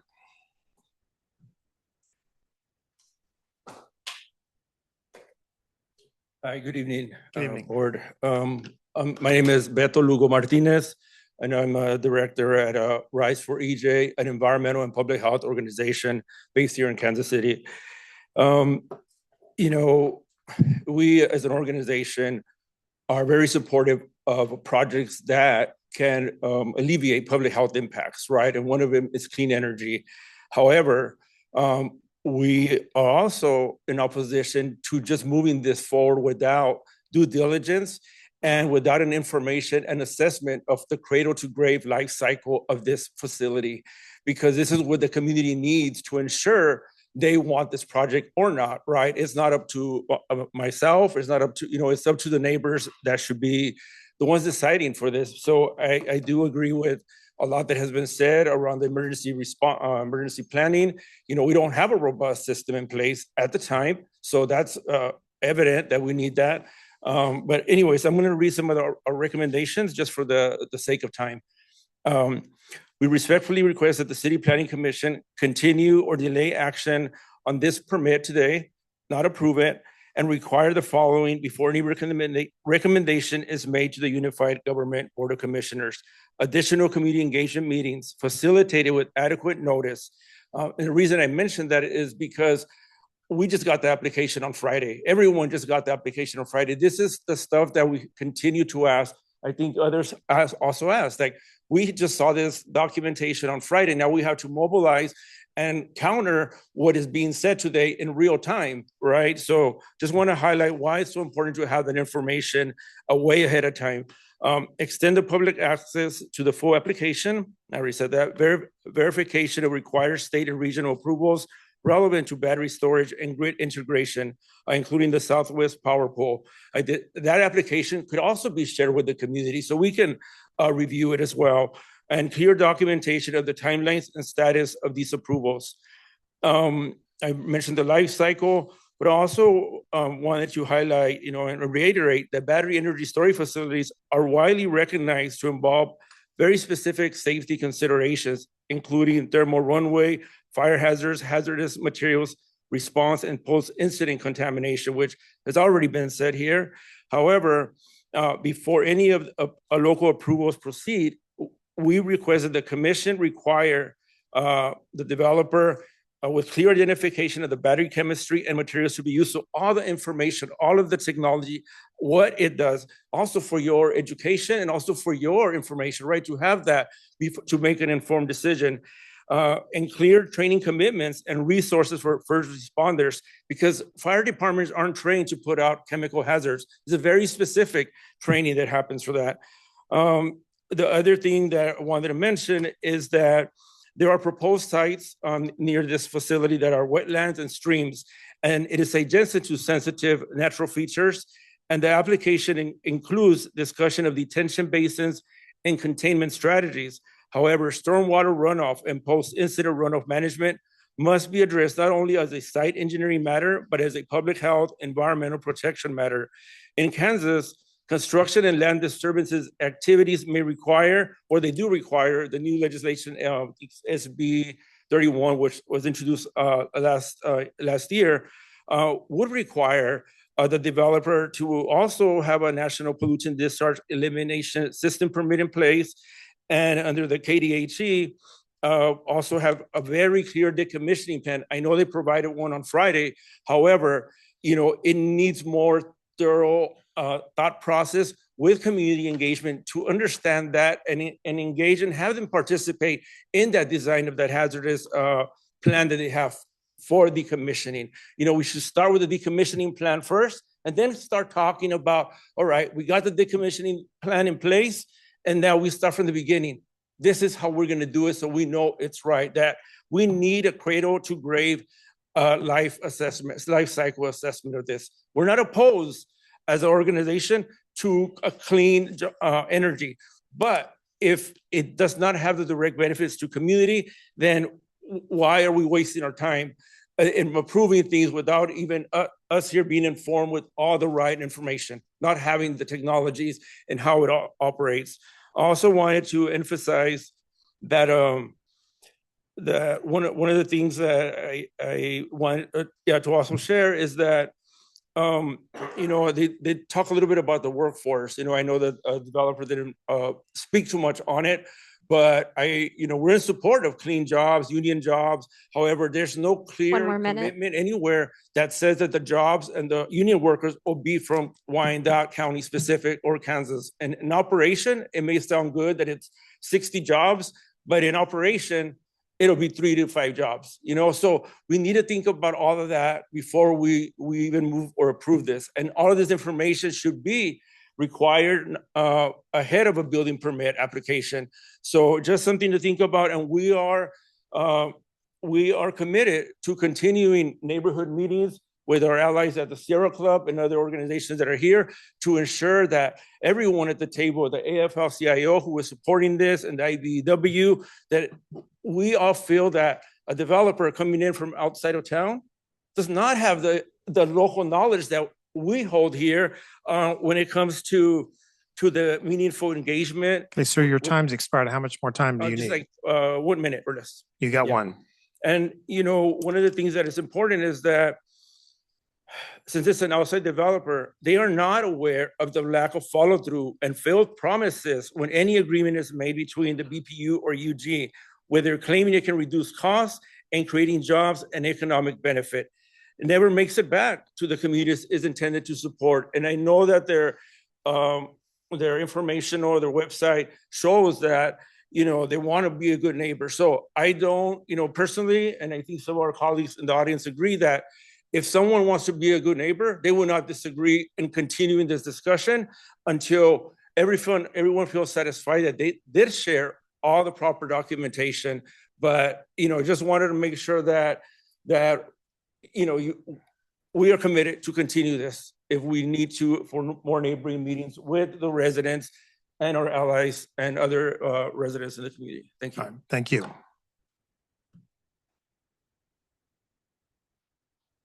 Yes, ma'am. I'm Virginia Hubble and I live at 7935 Metropolitan. I appreciate that this proposal is considered a non-consent item because it reflects the seriousness of placing an industrial energy facility in a rural residential area. This request asks you to approve an industrial facility in a rural resident district adjacent to homes, gardens, possible livestock, and despite the staff's findings that it's incompatible and non-conforming, I live right out there, so I went out there, and it's not remote land. There are families there. There's going to be gardens in the spring and possible animals, and we're kind of losing that area, that kind of land around here, and it is cheaper than where the other battery plant blew up because it was expensive land. Once the permit is granted, the burden does not fall on the applicant. It falls on the surrounding residents and the future taxpayers. Decommissioning, contamination, land recovery are reframed as conditions, not guarantees. A special use permit should not be used to resolve site inconvenience for a private project at the expense of long-term land integrity. The commission is being asked to approve first and regulate later. That reserves responsible planning. I ask you to uphold the comprehensive plan and recommend denial. Thank you. Thank you.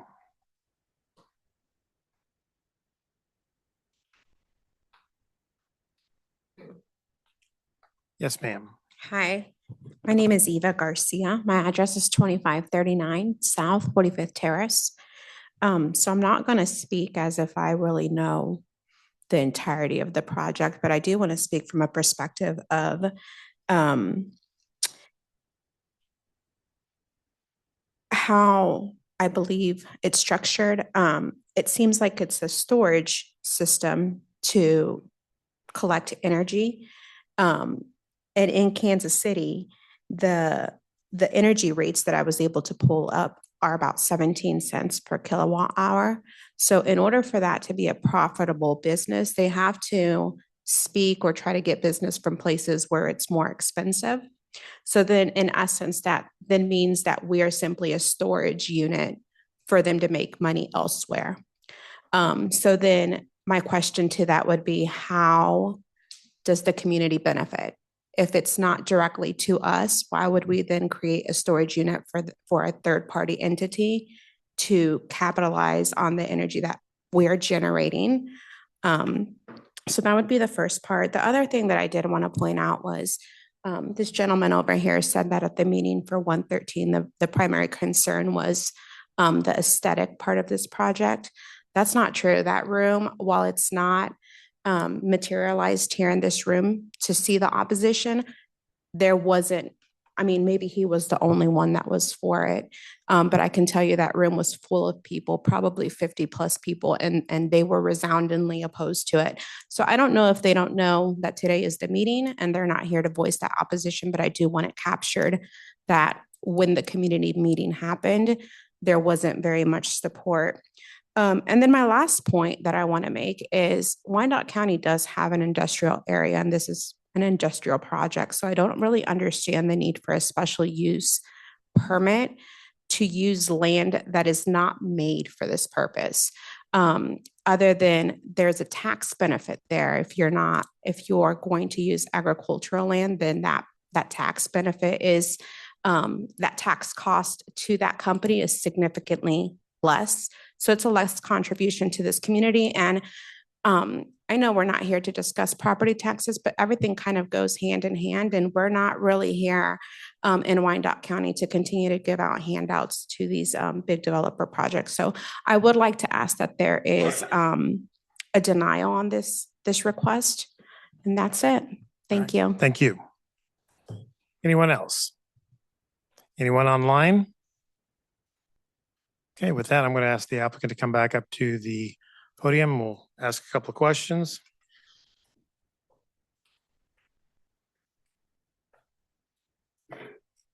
Okay, just a couple of questions that came from the neighbors that I just want to go through. So when in talking about savings to the BPU, have you had conversations with the Board of Public Utilities about purchasing power, that type of thing? Yes, we have. They are aware of the project. We are discussing the prospect of selling them the energy.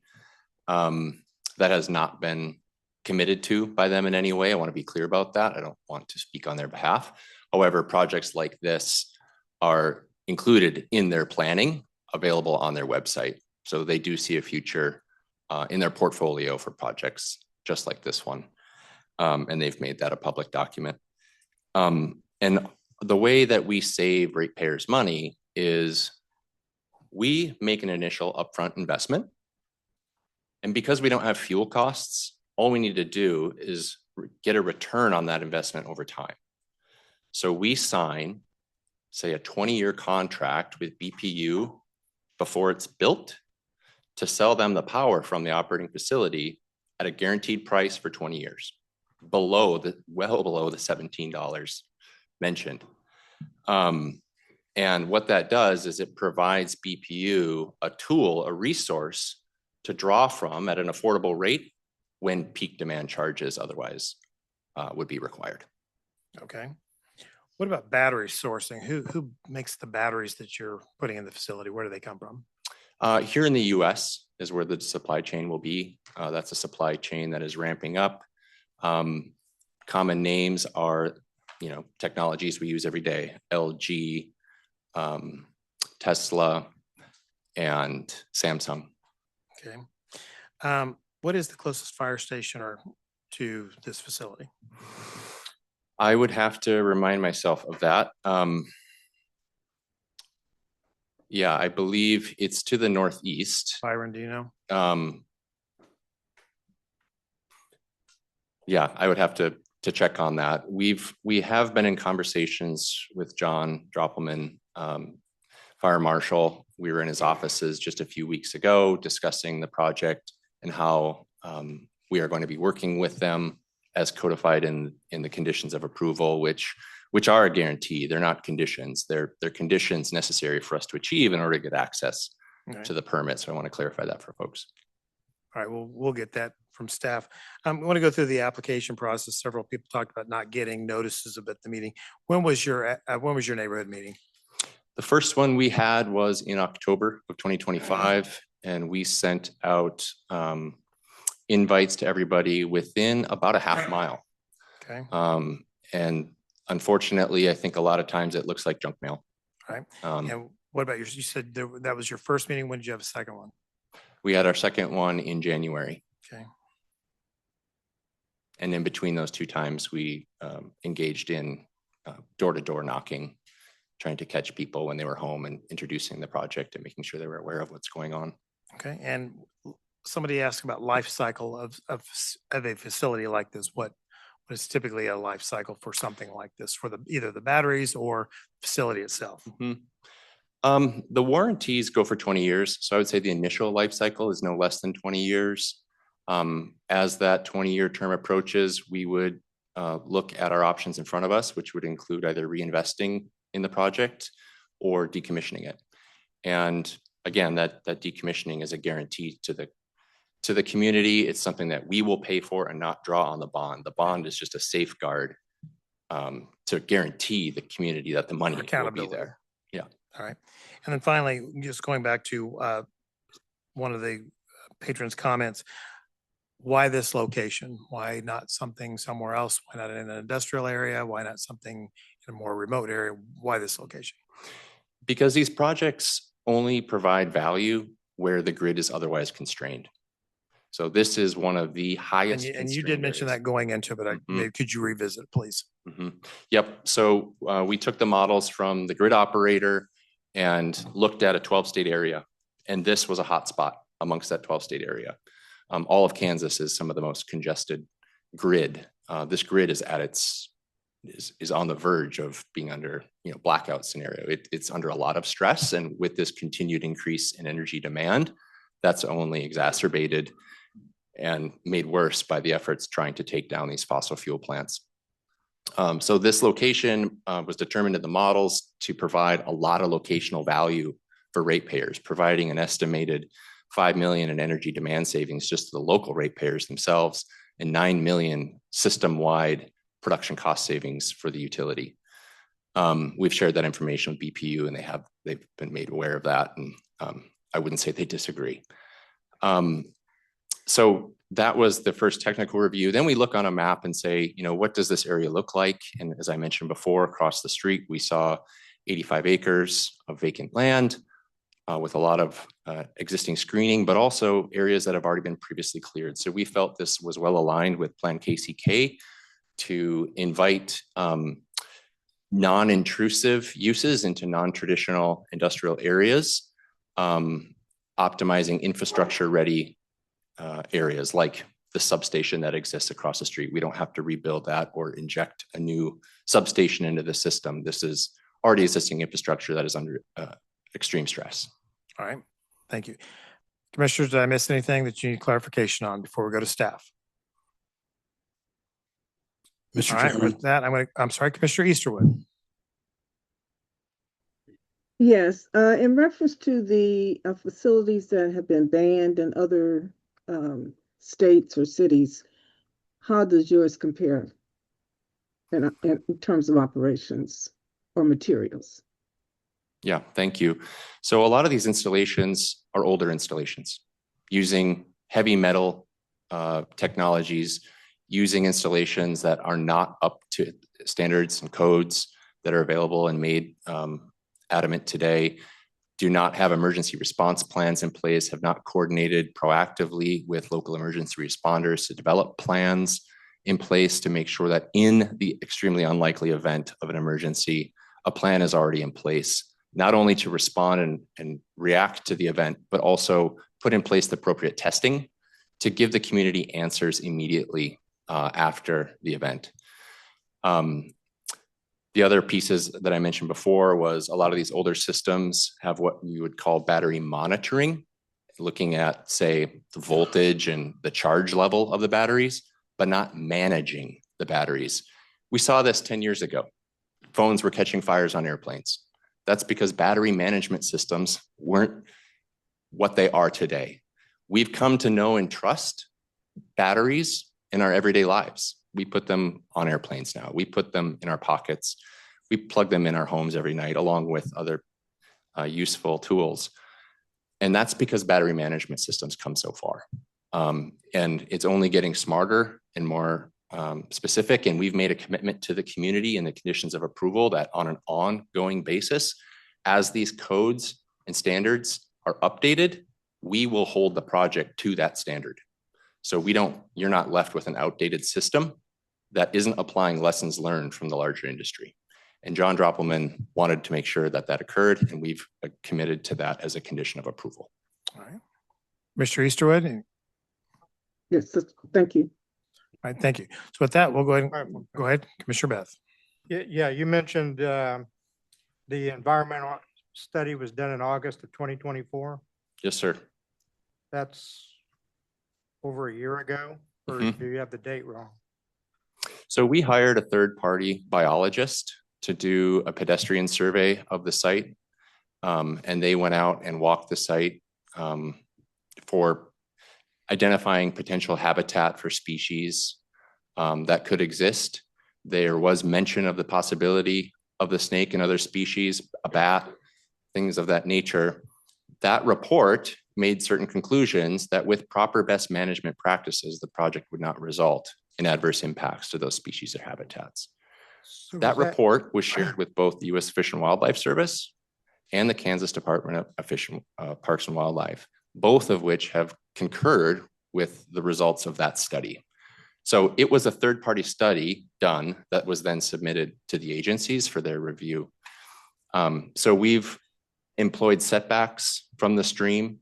So this project is self-imposing more than 50 feet setback from that area, which is the local requirement. And we're completely eliminating any development west of that creek to avoid any environmental impact. When we go back to Commissioner Ernst's question is that report done on this property or Edwardsville? This property. And is that report submitted somewhere? It is. It's in the application package. Okay. All right. Thank you. Go ahead and close the public portion of the meeting. We're going to go to staff and get their comment. Thank you, Mr. Chairman, Wyandotte Planning Department. I kind of want to thank everyone for attending, as far as those that were proponents and opponents. Having public discourse is important, and doing it civilly is vitally important. So I want to thank everyone for attending. With that said, staff understands the concerns tonight and also the emails that we've received in opposition, both today, and then also previously throughout this process. Staff would like to add 3 additional conditions, specifically, some of it from testimony tonight, but as pertains to stipulation number 35, the applicant shall determine if this project has any effects on any critical habitat or endangered species with the Kansas Department of Wildlife and Parks, and submit that report with the boundary and legal description denoted, similar to what I've seen in the past with the project that was described, as you said, in Edwardsville, but for this property specifically with their final development plan. Secondly, condition number 36, with the final development plan, the applicant shall continue to have another neighborhood meeting to continue open dialogue with the residents. Stipulation number 37, conditions number 7, 17, 18, 19, 21, and 24 shall be submitted with their final development plan for review by requisite departments and agencies. That does not include just planning department, but that may include fire department, public works, etc. I want to make a note that this process here is just the very first step. Yes, there's still state and national permits they may need to obtain, but this actually still has to go through a final development plan. So that's not the last time that this planning commission will see this item. That includes site engineering, landscaping and screening, and road improvements as it pertains to public works with their final development plan. Also, special uses themselves can be revoked. This is a very expensive project, so in the event that this project gets revoked, that's a lot of time and money spent on there, and that they're going to have to stop. And that revocation process skips you, goes straight to the Board of Commissioners if they don't follow their conditions of approval. So that is everything from condition 1 through 37, and anything else that comes out of their final development plan that we put on them, that if they don't adhere to that, their SUP can be revoked, and then they're sitting there with nothing. I know this construction process takes some time, as far as it's not something that'll be in the ground in a year, maybe 2 years from now. So we are giving a 5-year approval. Part of that is because it would be potentially 3 years to construct the tier operating permit, similar to what we would do for anyone that came in right now for something that was already in the ground. We give a 2-year permit off the initial get-go. So while seems like a long term, really 2 of those years are really potentially the operating years that they would begin operation. With that, staff recommends approval. All right. I just want you to review the one last of the condition that you had regarding another neighborhood meeting. So Byron Soy Planning Department. So based upon testimony and based upon wanting to be inclusive and wanting to be transparent, I think it's important that the applicant continue to have the dialogue with the residents and probably use the same notice list that they used for their larger neighborhood meeting, and include RISE for FG as well in that to have, again, discussion with their process. All right. Thank you. You're welcome. Go ahead. If I may, I also heard a concern about what the technology is we're using and whether or not it was, manufactured at a quality level, et cetera. Something we do as part of our process, which I'm happy to also stipulate upon ourselves as a condition of approval, is complete factory acceptance testing of the batteries as they're being made. It's something that we do. We hire third-party engineers to go witness test the assembly of the line and look at the quality and have review the tests provided by the manufacturer and sign and certify that those meet our test parameters. And we're happy to have it be a condition that we're obligated to provide that information. And that's to called ensure- factory acceptance testing? Correct. All right, thank you. Questions for staff? Commissioner Ernst. I think Commissioner Jones was ahead of me, but I'll go ahead and throw this in. Question may be for legal rather than planning and zoning. We're going out of our way because a piece of information was submitted incorrectly and we're down to the wire. And so you've put some things into place, Byron, that are supposed to cover that. But aren't we raising the issue for the next thing down the road that comes up? Are we going to do the same for them, or we're going out of our way to take care of their problem? I'm surprised we had it on the docket tonight, given that what was missing. But you have a possible way around it. I'm just want to make sure that covers everything. Byron, Toy Planning Department. I think that will cover it. That being said, more often than not, we're not seeing things coming twice through our process. And so seeing as we will have another bite at this, I think that's acceptable. All right. Legal, did you have anything you wanted to weigh in on, Mr. Farley? Mike Farley, Legal Department. I do not, but if Commissioner Ernst has, I guess I was hearing a policy question. I feel like Mr. Toy answered that. But Commissioner Ernst, if there's another question about, I guess a legal question regarding conditions of approval, I'd be happy to answer that. Would seem to open us to a lawsuit, given that we have skipped part of our process in order to push this through. You're the great mind in that regard. Mike Farley, Legal Department. That is not a question that I'd be able to answer at this time. However, what the Planning Commission is supposed to do is review the conditions or the factors to be considered and can recommend conditions of approval. And then ultimately this has to go before the Board of County Commissioners. So if there is a concern that something is not addressed properly, I will repeat Mr. Toy's assertion that there are several bites at the apple, including another a Board of Commissioners meeting and a final development plan. Otherwise, I would have to, well, I guess Commissioner Ernst, I'll ask again, is there something specific, and be aware that I probably can't answer whether or not we're going to get sued over this if you ask one specific thing, but I will entertain another question if you wish. I have no other question. That is one of the points that I would sue you over. So that's why it came to mind. But if you're saying we don't have to worry about it. All right. Thank you. Commissioner Jones. My concern, I think, is similar to Commissioner Ernst a little bit. And so if we were, without belaboring the issue, the presentation was good, but then also we have still quite a bit of opposition and some residents that don't feel like they've had a opportunity to get things addressed. And then there are some questions about the lack of transparency in the mind of some. And then I heard Byron, which I appreciate because I was thinking about it as well, there being an additional community meeting. And normally when community meetings are held, they're held prior to the approval as opposed to after the approval. And with all due respect, I think some of the residents would feel a community meeting post approval is somewhat a slap in the face. Again, with all due respect. And so if we want to play it safe rather than sorry, without dragging it out, could we perhaps say then, let's will the horse just a bit. because this is a substantive project and there are some legitimate concerns.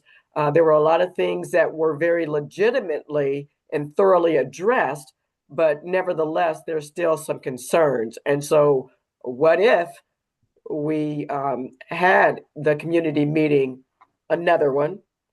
I'm hearing there was one in January, but I'm also hearing some residents don't feel that proper notification and things like that. And that's where I'm back to the safe rather than sorry. And so if we can check all the boxes legitimately, perhaps why not do that? All right, thank you. Commissioner Easterwood. That was my same question about having the additional community meeting after we had the vote. If it would not be more prudent to have the vote after the next community meeting. All right. Anyone else? Questions for staff? I have a question. Commissioner Beth? I'll pick your memory here for a second. When we moved the battery storage facility that was just selling industrial batteries from Fairfax to Armourdale, remember that? And they had to come to us for they come before us, but I don't remember what it was for. It was a problem with storing batteries that it needed, because they went from an industrial area down to Armourdale on the east side of Kansas Avenue down there. And we had to change something because the fire department said we did, and it wasn't within our zoning area for that. You don't remember that? I remember it, but I don't remember the details. Right. I remember what Byron Toy Planning Department, remember what you're talking about, but I don't remember the nuances of that specific and case. That was just storing, I think they were storing high lift batteries, or they weren't storing energy in them. They were just storing the batteries. It was just a battery place. But my concern is we're jumping from an agricultural use to what actually should be, in my view, and what it stipulates in the staff comments should be a heavy industrial use zoning area. And I don't know if that's the precedent we want to set, of giving special use permits for heavy industrial zoning in residential areas. And that's my basic concern. All right. That's all I have. All right. Anyone else? All right, seeing. Yeah, if I just may address that. Very brief. Yeah, I do want to point out that Plan KCK document does encourage non-nuisance uses in non-traditional industrial areas. So that is a strategy and goal of the Plan KCK document. All right, thank you. Anyone else? Seeing none, I will stand for a motion when ready.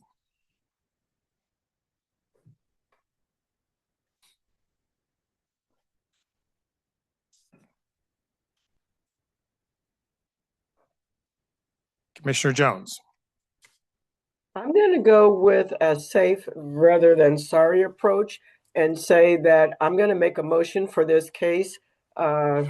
Special use permit case number 2025-094 and the adjoining case PR 2025-039 be held over for 30 days.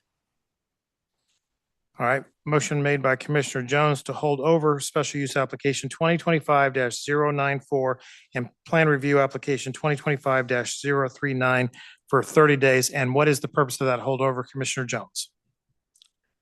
Community meeting. All right, for another community meeting to see if we can get closer together on what we're doing. Yes, and the inclusion of staff as well. And the inclusion of staff in those meetings? UG, yes. All right, thank you. Is that a second, Commissioner Armstrong? Yes, it is. All right, thank you. Any discussion on a motion to hold over special use application 2025-094 and plan review application 2025-039 for 30 days for the applicant and the neighborhood stakeholders, along with unified government staff, to get together and have another meeting to see if we can work out some of the details before coming back. Is that correct, Commissioner Jones? Did I restate the message? Yes, Or it is. Motion. Commissioner Ernst, did you have discussion? Yes, I'm going to ask both of them if they would consider 120 days so that they could actually complete the other things that aren't completed, like the environmental, ecological survey. That's up to Byron. them. They made the motion. Byron, what is the time frame for getting that? Yeah, let me. Byron, so planning department, you're asking the time frame for it to get that report done? The one that's already out there that's been requested. What's the typical turnaround time on something like that? I'll be honest, this is the first time we ourselves have reached out to the Department of Wildlife and Parks to ask for something. So I'll be honest, I do not know the time frame as far as how long it takes for them to generate that report. All right. Sorry. Yeah, I'm going to ask you, do you know? They have reviewed it, so I've already asked for that clarification. It could happen within the week. All right. So then can we do this then? Go with the 30 days, and then if it's not pending, the availability of that report. All right, so you want to amend your motion to be, you want to amend your motion to be contingent upon the receipt of the report received by the, what is it? Fish and Wildlife. Wildlife and Parks. Wildlife and Parks report. Yes, yes, subject to that availability. All right, Commissioner Armstrong, are you okay with that as an amendment to the motion you seconded? Yes, I am. Thank you. Any discussion on the amended motion? Excuse me, this is Mike Farley with legal. Do we have a definitive date that the next meeting be held? I just heard contingent upon receipt of the report. Are you talking about the definitive date for the next meeting? Planning correct? Commission? Yes. What is that? Yes. Second Monday but I don't know the exact, let me look. Rose? Well, I guess I should clarify, are we talking 30 days or 60 days? Because last I heard Commissioner Jones. 30 days is what the motion on the floor is. Okay. Yes, and so that date is Monday, March 9th. All right. Rose, are you clear? Yep, that'd be March. Any 9th. further discussion on the motion and the amendment as amended? Seeing none, roll call, please. Ward, Aye. Beth, Aye. Ernst, Nay. Jones, Aye. Moeller, Aye. Easterwood, Aye. Armstrong. Aye. Okay, motion carries 6-1. All right, thank you. We'll see you all back in 30 days. Okay, thank you very much, Planning Commission. Good news for the rest of you is we've completed our first case of the evening. So we're on to case number 2. Okay, the next case is SP 2025-099. Tyler Shirk is a special use permit for a short-term rental and 7 two-bedroom apartments, Mission Manor at 2912. I'm sorry, folks. We've got other cases and we're way behind. So if you could take your banter out into the hallway, we would really appreciate it so we can keep moving. Thank you. Go ahead.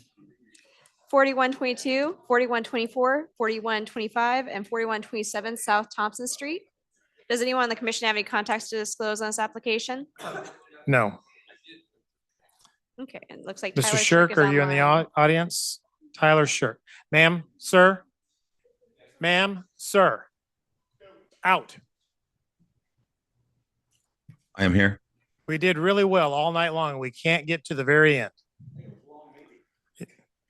It's long when you're sitting up here too, sir. So it is. Okay, Tyler Shirk. I'm here. All right, here we go. Okay, Mr. Shirk, thank you for your patience. Go ahead and state your name and address, please, for the record, and tell us what you'd like to do with your property. Okay, my name is Tyler Shirk. I live at 7140 Park Avenue or Park Street in Shawnee, Kansas. I own Airbnb Vacation and Short-Term Rentals. We work directly with you guys, manage about 120 or so short-term rentals in the area, about 40 of them specifically being in KCK. We've done so for several years, and this is an owner of the Mission Manor apartment complex over in Rosedale, and he would like to turn 7 of the units into short-term rentals and use it as another strategy for renting out in his apartment complex. We've done everything in concern to the inspections. There was a couple things that needed to be corrected in 2 of the units. Those have been corrected and submitted into our paperwork, I believe. If it's not there, let me know and I will make sure it does get over there, but we do have that paperwork. I don't think there's much else other than, all of the normal safety things, locks and cameras, noise monitoring devices are strategies that we use to not allow people to book the place for parties and other disruptive behaviors. And I think that's most, we have 2 parking spots. You guys requested two parking spots per unit. So we have 14 specific parking spots for the units. Okay, any questions for this applicant? All right, seeing none, anyone in the audience want to speak to this case in favor or in opposition, raise your hand or come forward if you're in the audience. Seeing no one, we'll go ahead and close the public portion of the meeting. We'll go to staff, get their comment. Thank you, Mr. Chairman. Byron to Planning Department. So as this will be for 4 guests per, or 2-bedroom apartments, 4 guests per unit, with 2 parking spaces per, so 14 parking spaces. I recommend for approval for 1 year. All right, thank you. Any questions for staff? Seeing none, I'll stand for a motion. Commissioner Jones, go ahead. Motion to approve special use case permit number 2025-099, subject to staff stipulations and comments for 1 year. Thank you. Motion to approve special use application 2025-099 for 1 year made by Commissioner Jones, seconded by Commissioner Easterwood. Is that correct? Correct, sir. Thank you. Any discussion? Seeing none, roll call. Ward, Aye. Beth, Aye. Ernst, Aye. Jones, Aye. Moeller, Aye. Easterwood, Aye. Armstrong. Aye. Okay, motion carries 7-0. Thank you. This case will be heard one more time, February 26th, 5:30 p.m. before the Board of County Commissioners. Thank you. Thank you. Okay, our next case is Plat 2026-001 and Plat 2025-045. Raj Bhatia. It is a preliminary plat and preliminary plan review for 24 multifamily townhomes at 700 North 75th Street. Does anyone on the commission have any contacts to disclose this application? No. No. Yes, sir. Who's going to present? That'll be me, Alex Elliott with Atlas Sign Consulting, 14500 Parallel Road, Unit R, Baser, Kansas. Before you have a piece of property, zone RP5, I believe, planning to be developed for townhomes by Mr. Bhatia. Really not a lot to be said about it. No variances for any setbacks or anything, fitting everything inside of the lot as planned. I'll go through just a few points that were kind of brought up in our neighborhood meeting, just briefly. There's some single family housing to the south of the project. It's the same zoning as you can see, but due to the kind of difference in use, we have a landscape buffer plan there. There's also an elevation difference of, I believe it's over 10 feet elevation difference that will shield any of those houses from, cars coming south on that private drive. No headlights or anything will be able to enter people's houses due to that elevation change and the landscape buffer. There was a comment from Public Works on the drive width. We have a 28-foot drive width, which is wider than the city standard detail. We have a variance letter in with them to ask for variance to the Public Works standards, so a little bit different than like a planning variance, but that's currently under review. If we don't get that, we can adjust it, not a big deal, but we're hoping to keep that to give more room for fire truck, larger truck navigation, two-way traffic, things of that nature. We have a international fire code sized hammerhead turnaround at the end, as well as one fire hydrant plant on the site that should be able to service everything. Any further kind of coordination with fire can be done further along the process, but for now, I think we cover all the bases there. Issues with stormwater runoff was kind of brought up. There's a decent little creek on the west side of the property that will kind of maintain on the property line. Our site's runoff will be sort of handled in the northwest corner of the property. There's an existing storm line from the eastern property that we're kind of intercepting, taking around to the north side to get around some of our buildings. And of course, we'll meet all the UG requirements for stormwater control. There were some questions about architectural variations. We provided a response to that in the report. If you have any questions for me or the applicant, we're here ready for that. All right, thank you. Any questions for the applicant?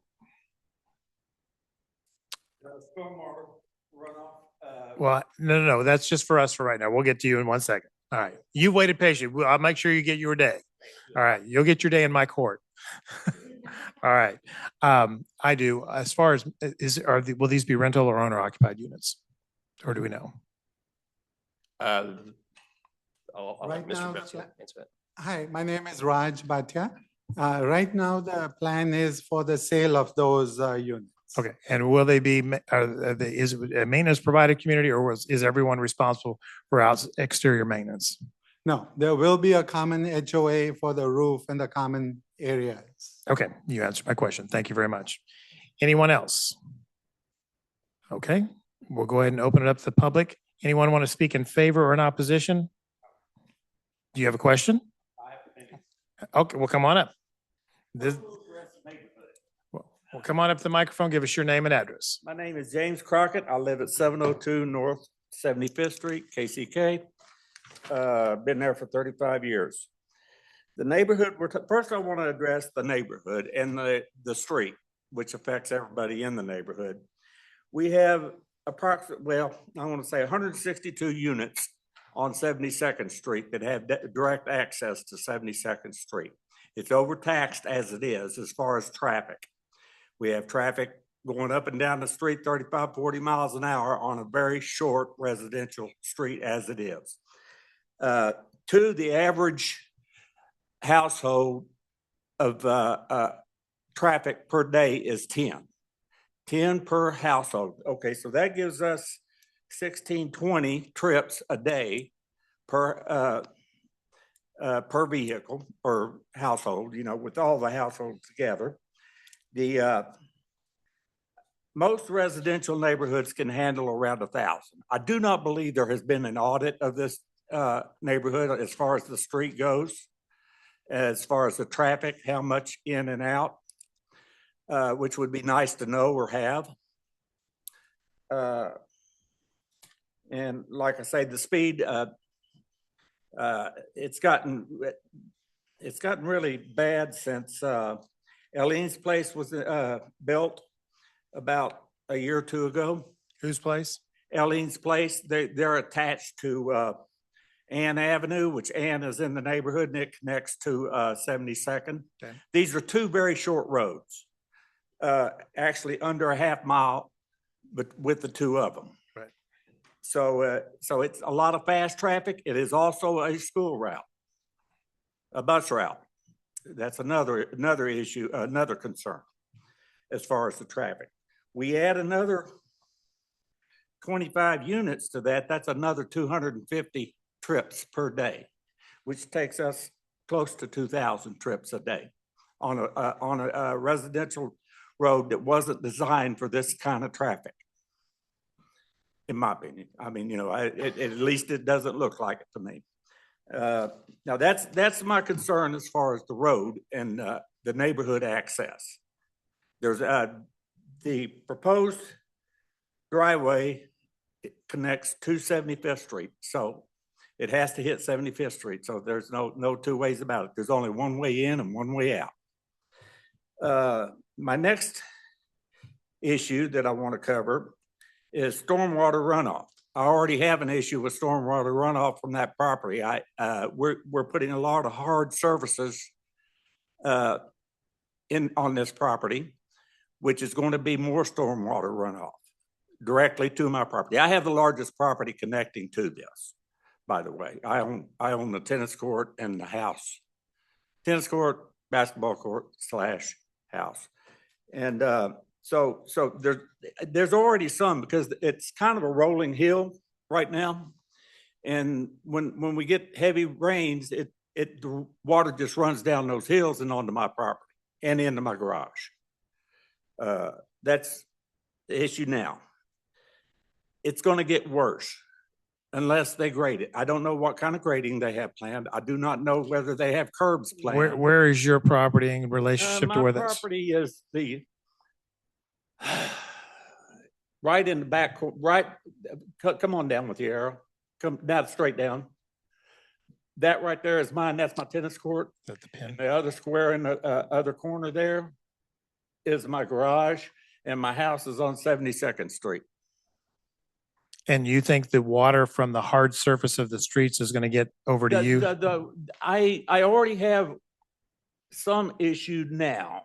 And with right now with the driveway being positioned where it's at, and like I say, all this is hard surface. I see no green surface in there, period. I don't know what's yard and what's not. Behind the buildings, I think it looks like it's about a 10-foot setback maybe between the fence line and the units. The other place where the road is right now, it's rolling hills. They may make it, you know, when they grade it, it could make it better. I don't know. I don't know what their plans are and how they plan on doing it. I don't know whether they're going to use put a curb in, which will keep the water running east and running west. Okay. Or a culverts, which would divert it out. That may be an improvement. I don't know. Okay. Keep going. That was that issue there. Fencing. I have, like I say, the big square in there. That's a basketball court, double basketball court. I own it. I have a problem now with people trying to access it by crossing my property and my neighbor's property to get to it, climbing my fences to get to it. I'd like some security as to where that's not going to be an issue. The other issues I had, stormwater also on the west side back, where the back of the units there, next to the fence. That's where the stormwater now runs. A lot of it that comes down the hill, somebody had built or constructed a ditch that diverted a lot of that water out. And right now it goes on the outside of that fence, right behind the units. And when they put the unit, like I say, you got more hard surfaces. I don't know what's green and what's not. Are the units double driveways or single driveway? All right, we'll find out. Let me see. Actually, I'm not as long-winded as those other guys were. You couldn't possibly be.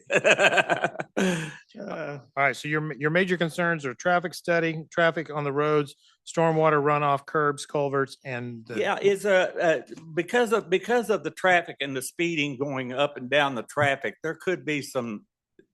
You can put maybe some islands or something to slow them down.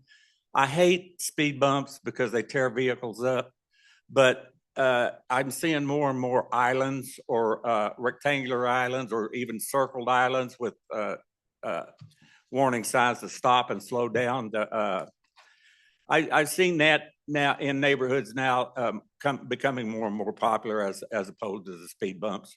Okay. But that's another something that could be done. But you know, if we can get a survey done on what kind of traffic's going in and out, you know, there may not be an issue there.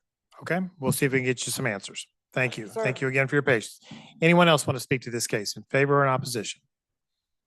All right, gentlemen could come back up to the microphone. I'm sorry, there is someone online, excuse me. Yes, I'm sorry. Nicholas Schmaltz. Nicholas Schmaltz. Give us your name and address, please.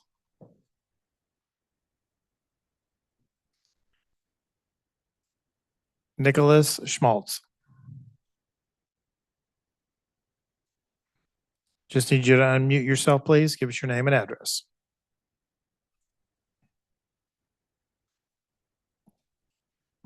There you go. You're unmuted. Just need you to go ahead and give us your name and address.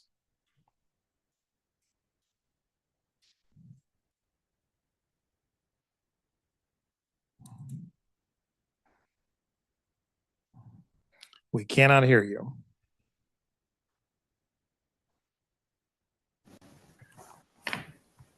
Can you hear me now? Yeah, we can. Okay, I'm at 7526 Orient Avenue. Nicholas Schmaltz. Go ahead. My home backs up to the private road that goes east and west. And my proposal would be towards the parking, the off-street parking, which they say they allow on a private street. That gives me a 10-foot easement where they will allow to park between my property and that road. I am concerned there will be no security, no fencing, which they told us in the neighborhood meeting. There is no fencing planned, only shrubs, from what I understand. So privacy is a concern for me. Okay. So privacy and parking are your two concerns, correct? Correct. The All right. off-street parking, which they say they allow on a private street. One other thing, as far as James was speaking on the traffic, with the new apartment community going in off 78th Street, they are allowing entrance and exits on Taromie. That is probably about 100 feet from 75th Street, where the entrance of this new community is proposed. I think that the traffic flow is going to be outrageous as far as this other new community and this proposed community here. So I'm in agreement with James on the traffic flows. There's something needs to be done about speeding and any other thing that would be a concern with traffic. Okay. Anything else we can get clarification on for you? That would be it. All right. Thank you very much. Sure. Okay. Anyone else? Okay. So if you could talk to me first, let's talk about traffic and if there was a traffic study done at this location. Yeah, Alex Elliott, Atlas Line Consulting, 4500 Parallel Road, Unit R. A traffic study was not required for this application. I believe the benchmark is 100 trips per day. A site like this, typically, I know for single family, number off the top of my head is 2 trips per day per unit. Something like this, I would imagine would be somewhere around there. So you're probably around 50 trips per day. So we didn't quite hit the benchmark for that. So we didn't do one. Was not required. It's pretty low impact when compared to larger developments. So as far as traffic goes, I really can't say much besides that. 2 trips per day is a typical per unit. On single family is typically 3 or more bedrooms. And so something like this, which is all 3 bedrooms, I would imagine would be somewhere around the same amount of traffic, 50 trips per day. Okay. What about stormwater runoff and will there be curbs and gutters in this area? Yes, yeah. I think if you go back one sheet to the grading plan, where is it? Nope. Okay.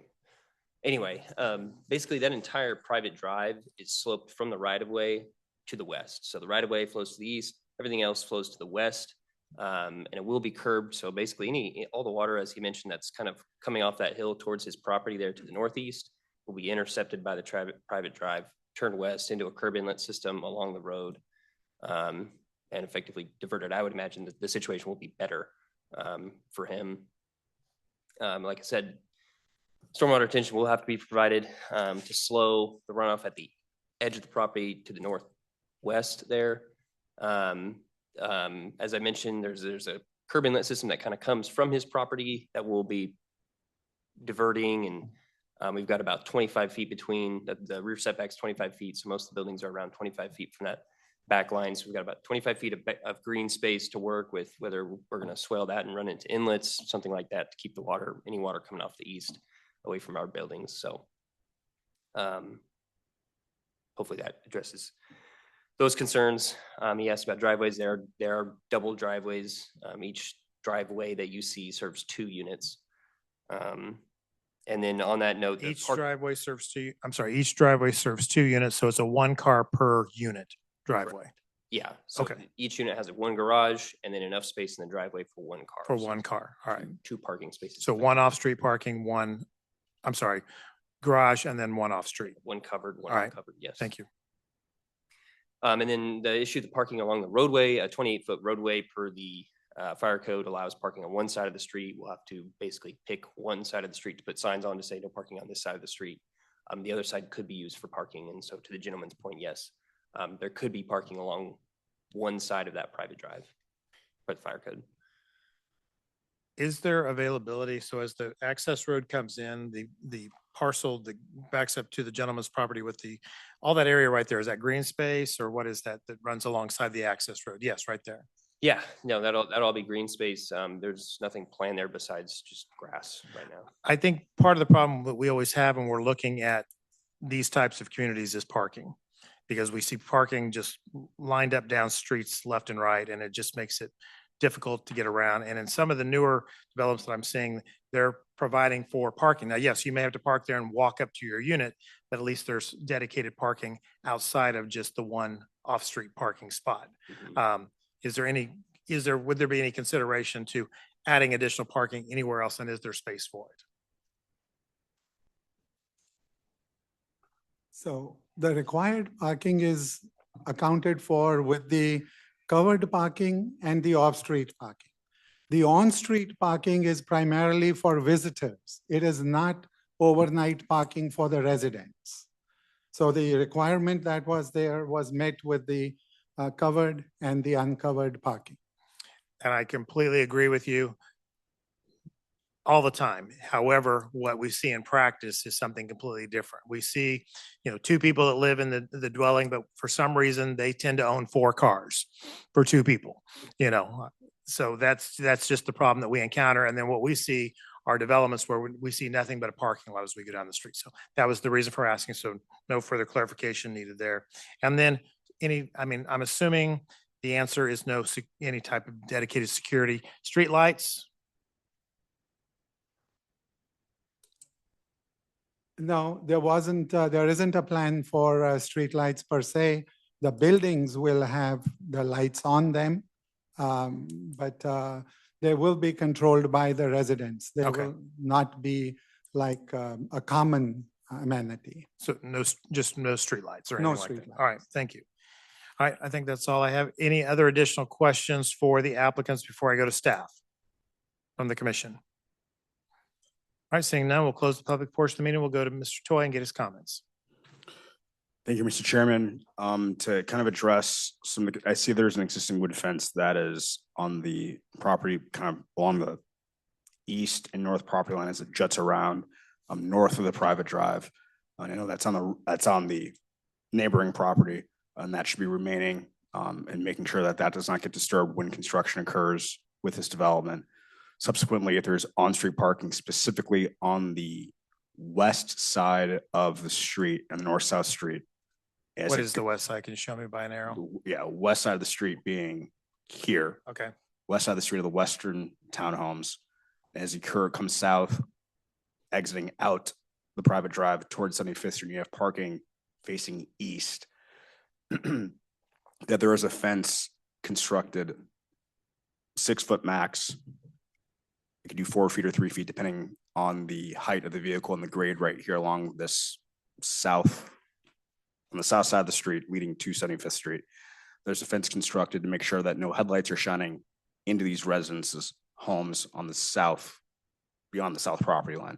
Again, that is if there is parking on the south side. If it's on the northeast side of the street, houses or vehicles will be pointed north, which will be shining, headlights will not be shining down on the south side of the residences. So if you have parking on the north side of the private drive and on the east side of the private drive as you come into the development, then we wouldn't require any fencing again, because your headlights are pointing west and north away from any residences that are off the property. But again, if you're having any on-street parking west, and again, that south drive as you exit out, we would require a fence along the south property line. Okay. With that, staff recommends approval of the conditions outlined in the staff report. Is there a requirement about any type of street lights depending on what dictates whether or not we have street lights or not? It's preference of the developer whether or not they want to have street lights from BP or not. Okay. And this will come as a final plan again in the final plat. I'm sorry, what? This will come again as a final plan and final plat. All right. Questions, Mr. Beth, Commissioner Beth? Question. Does this development exit out onto another road? It exits out on Tarome to the south, and then Tarome, if you Okay, go. it's just not showed up there. Right. but- Okay. Tarome, if you go, I'll come back out. So Tarome, and then east would take you past what would be Turner Logistics, the west development, if you're familiar with that.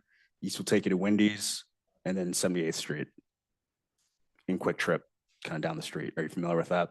Yeah. Okay. I just want to make sure Yep. it didn't end at the detention pond. No. No. All right. Other questions for staff? So this is for a preliminary plat and a preliminary plan review, correct? Yes, that's correct. In which order? Plat first? Plat first. All right, thank you.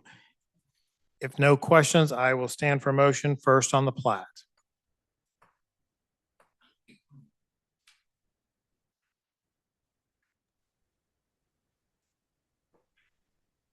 I'm sorry, did I forget to ask for a motion? There we go. Commissioner Jones. Motion to approve plat number 2026-001, subject to staff stipulations and comments. Thank you. Motion to approve plat 2026-001 made by Commissioner Jones. Is that a second, Commissioner Armstrong? Yes, it is. Thank you. Any discussion? Seeing none, roll call. Ward, Aye. Beth, Aye. Ernst, Aye. Jones, She's saying aye. Aye. Moeller, Aye. Easterwood, Aye. Armstrong. Aye. Okay, motion carries 7-0. All right, thank you. And one more for the plan review application. Commissioner Jones. Motion to review, plan review, case number 2025-045, subject to staff stipulations and comments. Thank you. Plan review, plan review application PR 2025-045. Motion for approval made by Commissioner Jones. Is there a second? Seconded by Commissioner Ward. Any discussion? Seeing none, roll call. Ward, Aye. Beth, Aye. Ernst, Aye. Jones, Aye. Moeller, Aye. Easterwood, Aye. Armstrong.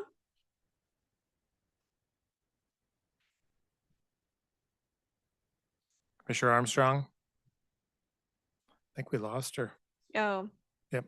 Okay, well, motion carries 6-0. All right, thank you. Both of these will be heard once again on February 26th at 5:30 PM for the board. I'm sorry. Just the plan review. I'm sorry, just the plan review will be heard once again, February 26th, 5:30 PM before the Board of County Commissioners. We have one last item. Is that correct, Rose? Yep, our last item for tonight is a resolution placing a moratorium on penal and correctional institutions for 2 years. Is that going to be presented by Commissioner Ramirez? Is that correct? I do not see him online. Yeah, or Wendy Green. All right. Good evening. Good evening, commissioners. Thanks for your patience. We had like 4 cases, so here we are. That's okay. I was getting work done upstairs. Wendy Green, Deputy Chief Counsel. I am here for legal questions only. I am not here to present the item, but I can answer any legal questions if you have any. Mr. Toy, or Mr. Farley, do either one of you want to make a presentation?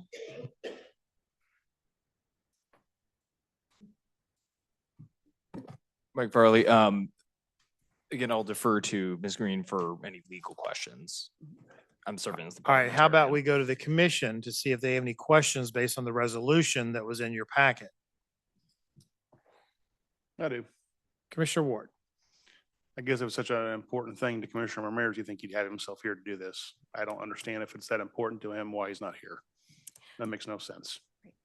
I don't understand if he thought I would present, but it was made known that we were here for legal representation only if there were any questions. So I'm not sure. And Commissioner Ramirez was intent on being here. He was supposed to. Did anybody receive any calls from Commissioner Ramirez? Would you like to call in or would you like for us to hold this over?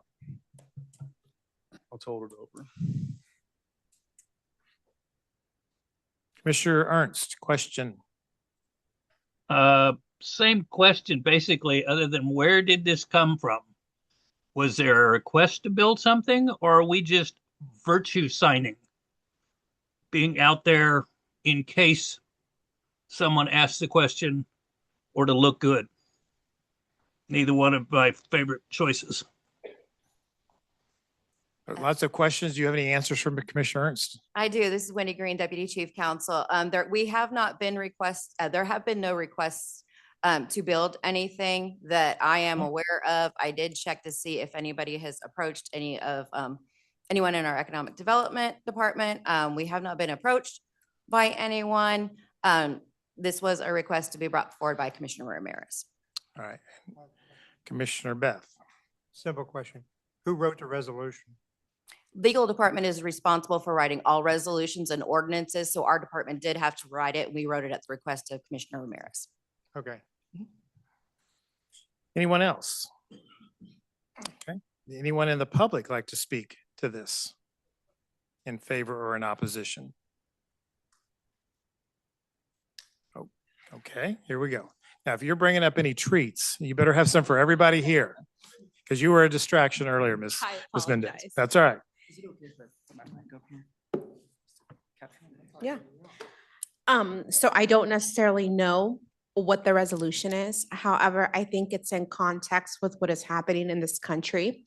And kind of a known fact that ICE is trying to secure unconventional locations to be able to set up detention centers. I think that's where this is coming from. I am in favor of this resolution going forward. We do have a huge Hispanic community here, not just Hispanic, but multicultural. I think the climate in this country, unfortunately, is at a place where people are scared. And I think taking a proactive approach to putting this kind of messaging out there would send a maybe some way to pacify some of the fear that the community is feeling. So I don't necessarily think it is a matter of virtue signaling, as it was mentioned. I think it's a real concern within this community. So I do think it's something that's important to be addressed, whether there is something being presented or not. All right. Thank you, Ms. Garcia. Mm-hmm. Yes, sir. Yes, hi, again, good evening. So yeah, similar to the Just previous go ahead and give me your name one more time for the record. Beto Lugo Martinez. Thank you. Yeah, as the previous commenter said, I am in agreement that, regardless of who was going to introduce this today or anything like that, we should, collectively be pushing for this, right? To having this moratorium because it's an impact on our communities of color, not just our Hispanic community, but also all communities that are being impacted, as you all know, from the federal level all the way down to block by block things that are happening. And so I do hope that, I know there were some questions amongst you if it was a legal thing or if it's Christian Ramirez. I think this is something very proactive that we should be thinking about because this is the workforce, this is who lives here. And, I think that moratorium, across the state line, they're trying to do enact a 5-year moratorium. And here, this one, I guess it read 2 years. But even with that, I do want to just add a little bit of what we have prepared as a comment letter, that this wouldn't just be a symbolic action. A moratorium provides the unified government time to assess land use authority, community impacts, and the long-term consequences of detention citing decisions before a facility becomes an advanced proposal that is difficult to stop or meaningfully modify. Detention facilities function as large congregate living environments with high medical and mental health needs, including chronic disease management, trauma-related conditions, pregnancy care, infectious disease, and emergency transport demands. That is a burden placed on our local economy, not at the federal level. They're not gonna bring in EMS to transport someone. This is something that will still fall on the local government. From a public health perspective, the combination of limited transparency, documented cases of medical neglect, and known risks related to custodial health environments makes it reasonable for this local government to pause and establish, even if there is no application at the moment. Like I think someone mentioned, is there an application? No, I think this should be something that the unified government adopts to ensure that we can protect our community, because there's also state policies that are being introduced. And I want to emphasize that local governments have their own autonomy and how they can move forward and protect their neighborhoods, their residents, the workforce, and everyone. So really want to make sure that that is something that you all bring, like, I don't know, I don't even think it's a resolution. It has to be beyond a document that's really solidifies why we're doing this, right? Because the local autonomy exists here. And we can also help in kind of drafting that language, what it can look like to ensure there is those protections for our immigrant community and our neighbors. Thank you. All right, thank you. Anyone else like to comment? Yes, sir.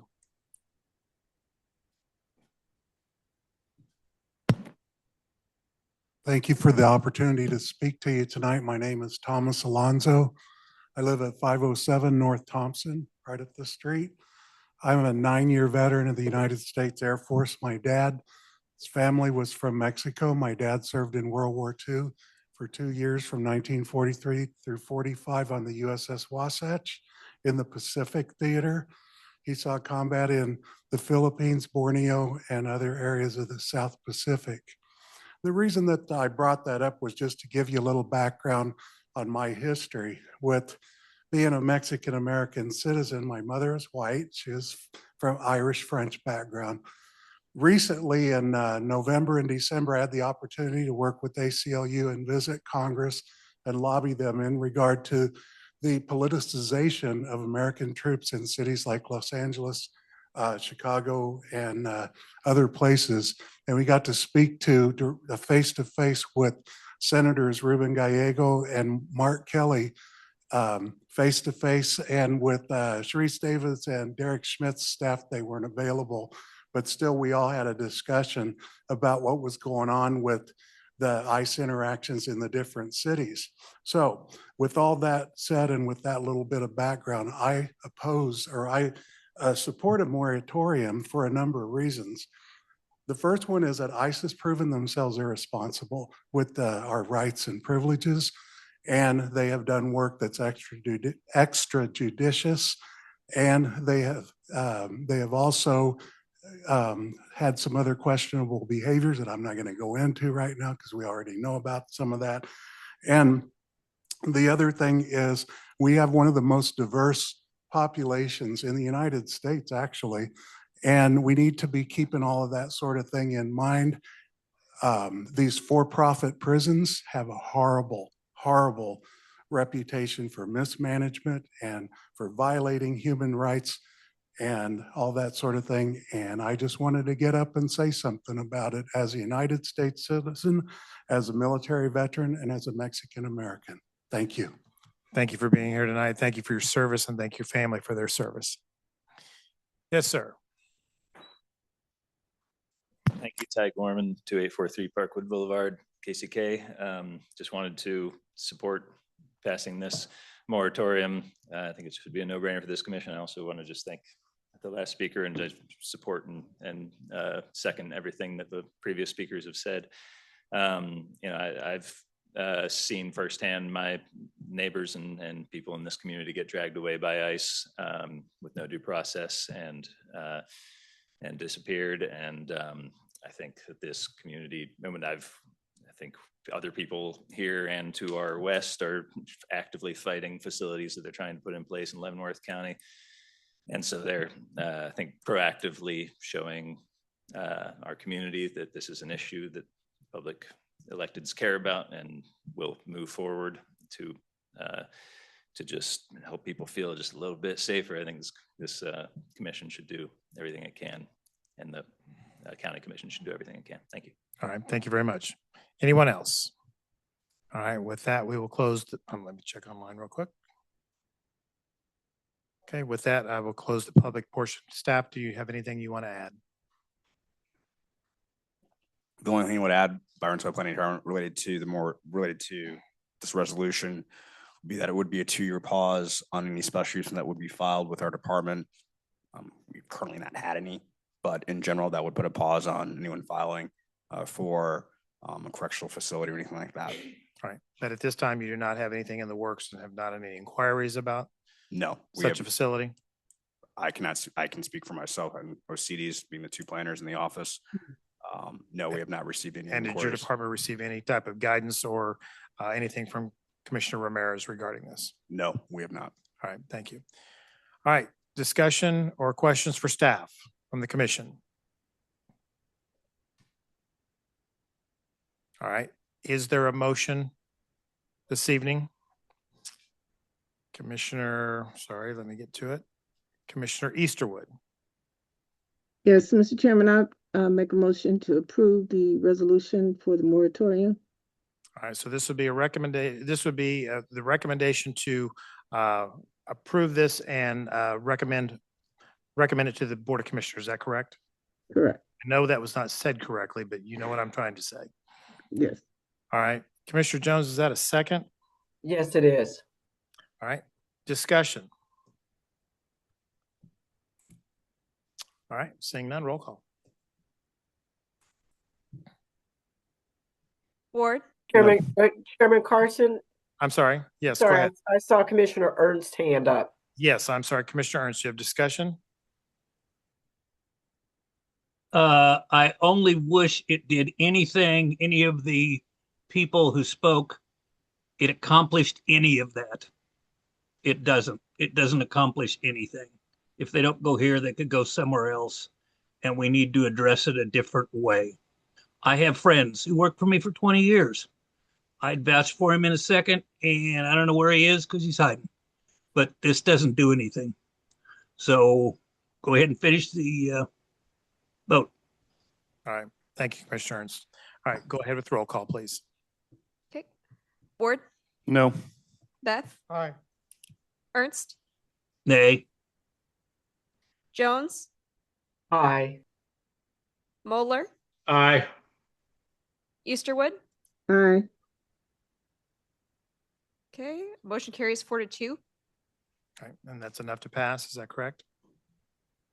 All right. All right, thank you. So this will be heard at the February 26th meeting. Is that correct, staff? All right. Yes. Thank you all, and I appreciate you all being here tonight. I appreciate your patience. And have a good evening. This meeting is adjourned. You too. Good night. Good night.